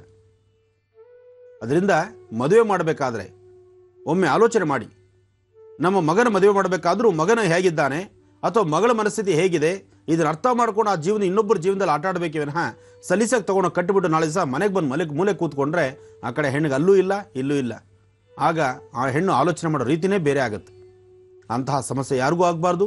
ಆದರೆ ನಾನು ಯಾವುದೇ ಕಾರಣಕ್ಕೂ ಇವರು ತಪ್ಪು ತಿಳ್ಕೊಳ್ಬಾರ್ದು. ನಾನು ಈ ವ್ಯಕ್ತಿಗೆ ಸಂಬಂಧಪಟ್ಟ ವಿಚಾರ ನಾನು ಹೇಳ್ತಾ ಇಲ್ಲ. ನಾನು ಹೇಳ್ತಾ ಇರೋದು ಜನರಲ್ಲಾಗಿ ಯಾರೊಬ್ಬರಾದರೂ ಸಹಿತ ತಿಳ್ಕೊಳ್ಬೇಕಾದಂಥ ವಿಚಾರ. ಆದರೆ ಈ ವ್ಯಕ್ತಿ ಕಣ್ಣರೇಖೆ ನಿಜಕ್ಕೂ ಚೆನ್ನಾಗಿದೆ, ಆಲೋಚನೆ ಮಾಡುವಂಥದ್ದಿಲ್ಲ. ಸ್ವಲ್ಪ ದಿನಗಳಲ್ಲೇ ಈತ ಗುಣ ಆಗ್ತಾನೆ. ಗುಣ ಆಗಬೇಕಾದ್ರೆ ಇನ್ನೂ ಸಮಯ ಬೇಕು. ಈ 9 ತಿಂಗಳು ಕಳೀಲಿ, ಸರಿ ಹೋಗುತ್ತೆ. ಒಳ್ಳೆಯದಾಗಲಿ. ಗುರುಜಿ, ಈಗ ದಿನ ಭವಿಷ್ಯವನ್ನ ಮುಂದುವರಿಸ್ತಾ ಹೋಗ್ತಾರೆ. ಕನ್ಯಾ ರಾಶಿಯವರಿಗೆ ತಿಳಿಸ್ಕೊಟ್ಟಿದ್ರಿ ಗುರುಜಿ. ಈಗ ತುಲಾ ರಾಶಿಯಿಂದ ಖಂಡಿತಮ್ಮ. ಇನ್ನು ತುಲಾ ರಾಶಿ, ತುಲಾ ರಾಶಿಯಲ್ಲಿರ್ತಕ್ಕಂಥವ್ರು ರಾಶಿ ನಕ್ಷತ್ರಚಾರ ಪ್ರಕಾರ ಕೆಲಸ ಕಾರ್ಯಗಳಲ್ಲಿ ಸಾಕಷ್ಟು ಲಾಭವನ್ನು, ಮನಸ್ಸಿಗೆ ಸಂಬಂಧಪಟ್ಟಂಥ ರೀತಿ ಇವತ್ತು ಮನಸ್ಸಲ್ಲಿ ಒಂದು ಆನಂದ, ಸಂತೋಷ ಇದೆಲ್ಲವನ್ನು ತಂದುಕೊಂಡು ಕೆಲಸಗಳಲ್ಲಿ ಸಾಕಷ್ಟು ಪ್ರಗತಿಯನ್ನು ಕಾಣ್ತೀರಿ. ಹಾಗೆ ಹೆಣ್ಣುಮಕ್ಕಳು ಸ್ವಲ್ಪ ಆರೋಗ್ಯದ ಕಡೆ ಲಕ್ಷ್ಯ ಕೊಡ್ತಕ್ಕಂಥದ್ದು ಉತ್ತಮ. ಇವತ್ತು ಸ್ವಲ್ಪ ಅತಿಯಾದಂಥ ಸುಸ್ತಾಗೋದು, ಸೊಂಟ ನೋವು ಬರ್ತಕ್ಕಂಥದ್ದು, ಅಥವಾ ಮೊಣಕಾಲು ನೋವು ಬರ್ತಕ್ಕಂಥದ್ದು, ಅಥವಾ ಕಿವಿ ಹಿಂಭಾಗ ನೋವು ಬರ್ತಕ್ಕಂಥದ್ದು, ಇಂಥ ಸನ್ನಿವೇಶ ಹೆಣ್ಮಕ್ಕಳಿಗಾಗುತ್ತೆ. ಜೋಪಾನ, ಆದಷ್ಟು ಆರೋಗ್ಯದ ಕಡೆ ಲಕ್ಷ್ಯ ಕೊಡಿ. ಹಾಗೆ ತುಲಾ ರಾಶಿಯಲ್ಲಿರ್ತಕ್ಕಂಥವ್ರು ಆರ್ಥಿಕ ಪರಿಸ್ಥಿತಿಯಲ್ಲಿ ಇವತ್ತು ಮತ್ತೊಬ್ಬರ ಹತ್ರ ಕೈ ಚಾಚೋದು ಬೇಡ, ಸಾಲ ಸೋಲ ಮಾಡೋದು ಬೇಡ. ಇವತ್ತು ನೀವು ಸಾಲ ತಗೊಂಡ್ರೆ ತುಂಬ ದಿನಗಳಾದರೂ ಆ ಸಾಲ ತೀರ್ಸೋಕ್ಕಾಗದಿರೋ ಒದ್ದಾಡ್ತೀರಿ. ಸಾಲ ಕೊಡ್ತಕ್ಕಂಥ ಪುಣ್ಯಾತಮರು ಸಾಕಷ್ಟು ಜನ ಇರ್ತಾರೆ. ಕಾರಣ ಬಡ್ಡಿ ಬರುತ್ತೆ, ವ್ಯವಹಾರ ನಡೆಯುತ್ತೆ. ಆದರೆ ಸಿಕ್ಕಾಕೊಂಡು ನಲ್ಲವ್ರು ಯಾರು? ಈ ಕ್ಷಣದ ಸುಖ ನೋಡೋಕೋದ್ರೆ ಮುಂದೆ ಅನುಭವಿಸೋ ಕಷ್ಟ ಬಹಳ ಆಗುತ್ತೆ. ಜೋಪಾನ, ಅವಶ್ಯಕತೆ ಇದ್ದರೆ ಮಾತ್ರ ಮುಂದೋಗಿ, ಇಲ್ಲ ಅಂದರೆ ಒಂದು ದಿವಸದ ಮಟ್ಟಿಗೆ ತಳ್ಳಿದ್ರೆ ನಾಳೆ ಭವಿಷ್ಯತ್ತೇ ಬದಲಾಗುತ್ತೆ. ಇನ್ನು ವೃಶ್ಚಿಕ ರಾಶಿ. ವೃಶ್ಚಿಕ ರಾಶಿಯಲ್ಲಿರ್ತಕ್ಕಂಥವ್ರು, ರಾಶಿಫಲದಲ್ಲಿ ವೃಶ್ಚಿಕ ರಾಶಿಯವರಿಗೆ ಚಂದ್ರ ಮತ್ತು ಗುರು ಇರ್ತಕ್ಕಂಥ ಅದು ಚೆನ್ನಾಗಿದೆ.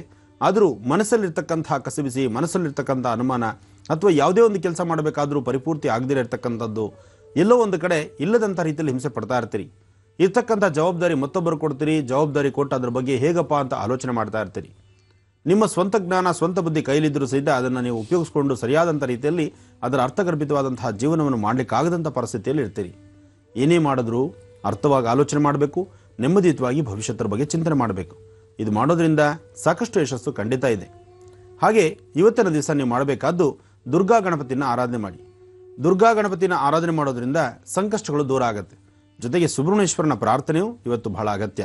ಕಾರಣ ಅಲರ್ಜಿ ಸಮಸ್ಯೆ ಆಗಲಿ ಅಥವಾ ಚರ್ಮಬಾಧೆ ಆಗಲಿ, ಅರ್ಧ ತಲೆನೋವಾಗಲಿ, ಇಂತಹ ಪರಿಸ್ಥಿತಿ ಇದ್ದಾಗ ಇದನ್ನು ಸರಿಪಡಿಸ್ಕೊಳ್ಳೋದಕ್ಕೋಸ್ಕರ ಇವತ್ತು ಸುಬ್ರಹ್ಮಣ್ಯೇಶ್ವರನ ಪ್ರಾರ್ಥನೆ ಮಾಡಿ. ಸಾಧ್ಯವಾದರೆ ಕೆಂಪು ವಸ್ತ್ರ, ಒಂದು ಸ್ವಲ್ಪ ಚಿಕ್ಕದಾಗಿರ್ತಕ್ಕಂಥದ್ದು ಸರಿ, ಒಂದು ಕೆಂಪು ವಸ್ತ್ರನ ನೀರಲ್ಲದ್ದಿ ಅದನ್ನು ಹಸಿರು ಗಿಡಗಳ ಮೇಲೆ ಹಾಕಿ. ಕೆಂಪು ವಸ್ತ್ರನ ನೀರೊಳಗೆ ಅದ್ದಿ ಆ ನೀರೊಳಗೆ ಒದ್ದಿರತಕ್ಕಂಥ ಒದ್ದೆ ಆದಂತಹ ವಸ್ತ್ರವನ್ನು ಹಸಿರು ಗಿಡದ ಮೇಲೆ ಹಾಕೋದ್ರಿಂದ ಇವತ್ತು ಬಂದೊದಗತಕ್ಕಂಥ ಸಮಸ್ಯೆಗಳಿಗೆ ಒಂದಿಷ್ಟು ಪರಿಹಾರ ಸಿಗುತ್ತೆ. ಒಳ್ಳೆಯದಾಗಲಿ. ಇನ್ನು ಧನುರಾಶಿ. ಧನುರಾಶಿಯಲ್ಲಿರ್ತಕ್ಕಂಥವ್ರು, ರಾಶಿ ನಕ್ಷತ್ರಚಾರ ಪ್ರಕಾರ ಧನುರಾಶಿಯಲ್ಲಿರ್ತಕ್ಕಂಥವ್ರು ಯಶಸ್ಸಿನ ಹಾದಿ ಬಹಳ ವಿಶೇಷ. ಹಾಗೆ ನೀವು ಅಂದುಕೊಂಡಂತಹ ಎಲ್ಲ ಕೆಲಸಗಳನ್ನು ಬಹಳ ಅಚ್ಚುಕಟ್ಟಾಗಿ ಮಾಡ್ತೀರಿ. ಜವಾಬ್ದಾರಿ ಸಾಕಷ್ಟಿದ್ರೂ ಆ ಜವಾಬ್ದಾರಿನ ಹೇಗೆ ನಿಭಾಯಿಸಬೇಕು ಅಂತದ್ರ ಬಗ್ಗೆ ಅದನ್ನು ಅರಿವು ತಂದುಕೊಳ್ತೀರಿ. ಜೊತೆಗೆ ಮನಸ್ಸಲ್ಲಿರ್ತಕ್ಕಂತಹ ದುಃಖವನ್ನು ದೂರ ಮಾಡಿಕೊಂಡು ಒಂದು ಶಾಂತಿ, ನೆಮ್ಮದಿ ಬಗ್ಗೆ ಚಿಂತನೆ ಮಾಡ್ತಿರ್ತೀರಿ. ಇವತ್ತು ನಿಮ್ಮ ಕೆಲಸಗಳಲ್ಲಿ ಒಂದಷ್ಟು ಯಶಸ್ಸನ್ನು ಕಾಣಬೇಕಾದ್ರೆ ಇವತ್ತು ನೀವು ಮಾಡಬೇಕಾಗಿರ್ತಕ್ಕಂಥದ್ದು, ಧನುರಾಶಿಯಲ್ಲಿರ್ತಕ್ಕಂಥವ್ರು ಒಂದು ಅಶ್ವತ್ಥ ಪ್ರಾರ್ಥನೆ ಅಥವಾ ಯಾವುದಾದ್ರು ಒಂದು ವಿಶೇಷವಾಗಿರ್ತಕ್ಕಂಥ ಅಶ್ವತ್ಥ ವೃಕ್ಷದಲ್ಲೂ ಅಥವಾ ಗಣಪತಿ ದೇವಸ್ಥಾನದಲ್ಲೂ ಗಣಪತಿಗೆ ಒಂದು 21 ಗರಿಕೆ ಕೊಟ್ಟು ಪ್ರಾರ್ಥನೆ ಮಾಡೋದ್ರಿಂದ ಖಂಡಿತ ಕಾರ್ಯಸಿದ್ಧಿ ಆಗುತ್ತೆ. ಇವತ್ತು ಸುಬ್ರಹ್ಮಣ್ಯೇಶ್ವರನ ಪ್ರಾರ್ಥನೆಯೂ ಬೇಕು, ಜೊತೆಗೆ ಮಹಾಗಣಪತಿ ಅಶ್ವತ್ಥನಾರಾಯಣನ ಪ್ರಾರ್ಥನೆಯೂ ಬೇಕು.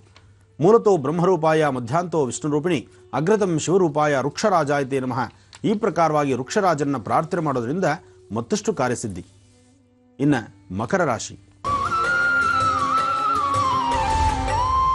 ಮಕರ ರಾಶಿಯಲ್ಲಿರ್ತಕ್ಕಂಥವ್ರು, ಮಕರ ರಾಶಿ ರಾಶ್ಯಾಧಿಪತಿ ಶನಿ. ಶನೇಶ್ವರನ ಪ್ರಾರ್ಥನೆಯೂ ಬೇಕು. ಇರ್ತಕ್ಕಂಥ ಸಮಸ್ಯೆಗಳಿಂದ ಮುಕ್ತರಾಗಬೇಕಾದ್ರೆ ಇವತ್ತು ನೆಮ್ಮದಿಯಾಗಿ ನಿಮ್ಮ ಮನೆದೇವರ ಪ್ರಾರ್ಥನೆಯೂ ಬೇಕು. ಮನೆದೇವರ ಪ್ರಾರ್ಥನೆಯೊಂದಿಗೆ ಇವತ್ತು ನೀವು ಮಾಡ್ತಕ್ಕಂತಹ ಎಲ್ಲ ಕೆಲಸಗಳಲ್ಲೂ ಯಶಸ್ಸನ್ನು ತಂದುಕೊಳ್ತೀರಿ. ಜೊತೆಗೆ ದುರ್ಗಾ ಗಣಪತಿಯನ್ನು ಆರಾಧನೆ ಮಾಡೋದ್ರಿಂದ ದುಮ್ ದುರ್ಗಾಯಿ ನಮಃ, ದುಮ್ ದುರ್ಗಾಯಿ ನಮಃ, ದುಮ್ ದುರ್ಗಾಯಿ ನಮಃ. ಈ ಪ್ರಕಾರವಾಗಿ ದುರ್ಗಾ ಗಣಪತಿನ ಆರಾಧನೆ ಮಾಡೋದ್ರಿಂದ ಇಷ್ಟಾರ್ಥವನ್ನು ಸಿದ್ಧಿಸ್ಕೊಳ್ತೀರಿ. ಮಹಾಗಣಪತಿನ ಅನುಷ್ಠಾನವನ್ನು ಸಹಿತ ಕ್ರಮಬದ್ಧವಾಗಿ ಮಾಡೋದ್ರಿಂದ ಸಾಕಷ್ಟು ಆಕರ್ಷಿತವಾದಂಥ ಕೆಲಸಗಳ ಕಡೆ ಹೆಚ್ಚು ಗಮನ ಕೊಡ್ತೀರಿ. ಮಕರ ರಾಶಿಯವರು ಆರ್ಥಿಕ ಪರಿಸ್ಥಿತಿಯಲ್ಲಿ ಹಣದ ಮುಗ್ಗಟ್ಟು ಸ್ವಲ್ಪ ಇರೋದ್ರಿಂದ ಇವತ್ತು ಸ್ವಲ್ಪ ಸಾಲ ಸೋಲ ಮಾಡಬೇಕಾಗತ್ತೆ, ಅಥವಾ ಯಾರಿಂದಲಾದರೂ ಒಂದಷ್ಟು ಸಹಾಯವನ್ನು ತೆಗೆದುಕೊಳ್ಬೇಕಾಗತ್ತೆ. ಒಂದು ಸಹಾಯಗಳಲ್ಲಿ ಬರೀ ಆರ್ಥಿಕ ಪರಿಸ್ಥಿತಿ ಅಷ್ಟೇ ಅಲ್ಲ, ಯಾವುದೇ ಒಂದು ವಿಧಿವಿಧಾನಗಳಲ್ಲೂ ಸಹಿತ ಇವತ್ತು ಇನ್ನೊಬ್ಬರಿಂದ ನೀವು ಸಹಾಯ ತೆಗೆದುಕೊಳ್ಳುವಂತಹ ದಿನ, ಸಹಾಯ ಸಿಗುವಂಥ ದಿನ, ಒಳ್ಳೆಯ ಅನುಕೂಲವಾಗುವಂಥ ದಿನ. ಸಂಜೆ 4 ಗಂಟೆ ತನಕ ಒಂದು ಭಾಗ ಇದ್ದರೆ 4 ಗಂಟೆ ನಂತರ ಆಗ್ತಕ್ಕಂತಹ ಬದಲಾವಣೆಗಳು ಸಾಕಷ್ಟು ಇರುತ್ತೆ. ಅದರ ಯಶಸ್ಸು ಸಹಿತ ನಿಮಗಾಗುತ್ತೆ. ಒಳ್ಳೆಯದಾಗಲಿ. ಇನ್ನು ಕುಂಭರಾಶಿ. ಕುಂಭರಾಶಿಯಲ್ಲಿರ್ತಕ್ಕಂಥವ್ರು, ರಾಶಿನಲ್ಲಿ ಕುಂಭರಾಶಿಯವರಿಗೆ ಇವತ್ತು ಆರೋಗ್ಯದಲ್ಲಿ ಸಣ್ಣ ಪುಟ್ಟ ವ್ಯತ್ಯಾಸ, ಮನಸ್ಸಲ್ಲಿ ಒಂಥರ ಬಾಧೆ, ಮಾಡದಿರತಕ್ಕಂತಹ ಕೆಲವು ತಪ್ಪು ಒಪ್ಪುಗಳಿಗೆ ಎಲ್ಲೋ ಒಂದು ಕಡೆ ತಲೆ ಬಗ್ಗಿಸ್ಬೇಕಲ್ಲ ಅನ್ನುವಂತಹ ಆಲೋಚನೆ. ಏನೇ ಆದರೂ ಸಹಿತ ವಿಧಿವಿಧಾನಗಳಲ್ಲಿ ಸಾಕಷ್ಟು ಆಸಕ್ತಿಯಿಂದ ನೀವು ಮಾಡ್ತಕ್ಕಂತಹ ದೇವತಾರಾಧನೆ, ದೇವರ ಪೂಜೆ, ಭಕ್ತಿಯಿಂದ ಆರಾಧನೆ ಮಾಡ್ತಕ್ಕಂಥದ್ದು, ದೇವಿಯ ದರ್ಶನಕ್ಕೆ ಹೊರಟು ಬರ್ತಕ್ಕಂಥದ್ದು, ಅಥವಾ ಸಾಧ್ಯವಾದರೆ ಒಂದಿಷ್ಟು ತೆಂಬಿಟ್ಟಿನಿಂದ ಆರತಿ ಮಾಡ್ತಕ್ಕಂಥದ್ದು, ಇಂತಹದ್ದನ್ನು ಮಾಡೋದ್ರಿಂದ ಖಂಡಿತ ಕಾರ್ಯಸಿದ್ಧಿ ಆಗುತ್ತೆ. ಒಳ್ಳೆಯ ಯಶಸ್ಸಿನ ಹಾದಿ ನಿಮ್ಮದಾಗುತ್ತೆ. ಜೊತೆಗೆ ಕಪ್ಪು ಬಣ್ಣದ ಗೋವನ್ನು ಮುಟ್ಟಿ ನಮಸ್ಕಾರ ಮಾಡಿ, ಗೋವಿಗೆಷ್ಟು ಅಕ್ಕಿ, ಬೆಲ್ಲ, ಬಾಳೆಹಣ್ಣು ಕೊಟ್ಟು ಪ್ರಾರ್ಥನೆ ಮಾಡಿ. ಮನೆಯಲ್ಲಿ ಶ್ರೀಗಂಧದ ಚಕ್ಕೆ ಇದ್ದರೆ ಶ್ರೀಗಂಧವನ್ನು ತೆಗಿರಿ. ಆ ಗಂಧದಿಂದ ನಿಮ್ಮ ಮನೆ ದೇವರ ಫೋಟೋ ಪಾದಗಳ ಮೇಲೆ, ಅಂದರೆ ನಿಮ್ಮ ಮನೆ ದೇವರ ಫೋಟೋವಿನ ಪಾದದ ಮೇಲೆ ಆ ಗಂಧವನ್ನಿಟ್ಟು ಉಳಿದಿರ್ತಕ್ಕಂತಹ ಸ್ವಲ್ಪ ಗಂಧವನ್ನು ನೀವು ಹಣೆಗೆ ಪ್ರಸಾದವಾಗಿ ಇಟ್ಕೊಳ್ಳೋದ್ರಿಂದ ಸಾಕಷ್ಟು ಯಶಸ್ಸನ್ನು ಕಾಣ್ತೀರಿ. ಸಾಧ್ಯವಾದರೆ ಇನ್ನೊಬ್ಬರ ಹಸಿವನ್ನು ತಿಳಿದು ಒಂದಿಷ್ಟು ಅನ್ನದಾನವನ್ನು ಮಾಡಿ. ಅನ್ನದಾನ ಮಹಾದಾನ. ಆ ಅನ್ನದಾನವನ್ನು ಕುಂಭರಾಶಿಯವರು ಮಾಡೋದ್ರಿಂದ ನಿಮ್ಮ ಹಸಿವಿಗೂ ಸಹಿತ ಒಂದಿಷ್ಟು ದಾರಿದೀಪ ಆಗುತ್ತೆ. ನಿಮ್ಮ ಕೆಲಸಗಳಲ್ಲಿ ಒಂದಿಷ್ಟು ಯಶಸ್ಸಾಗುತ್ತೆ.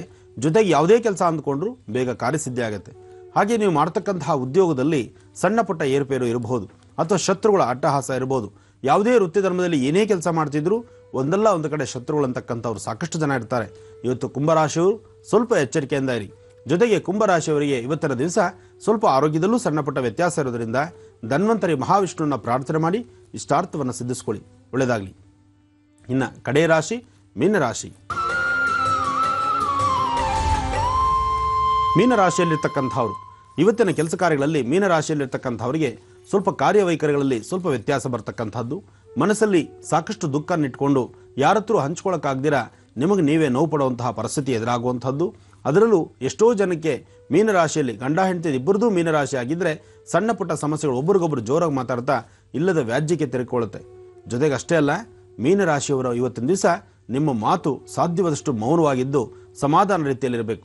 ನೀವು ಜೋರಾಗಿ ಒಂದು ಮಾತಾಡಿದ್ರು ಸಹಿತ ಅದಕ್ಕೆ 4 ಮಾತು ಆಪೋಸಿಟ್ ಆಗಿ ಬರುತ್ತೆ, ಇಲ್ಲದ ಸಮಸ್ಯೆ ಎದುರಾಗುತ್ತೆ.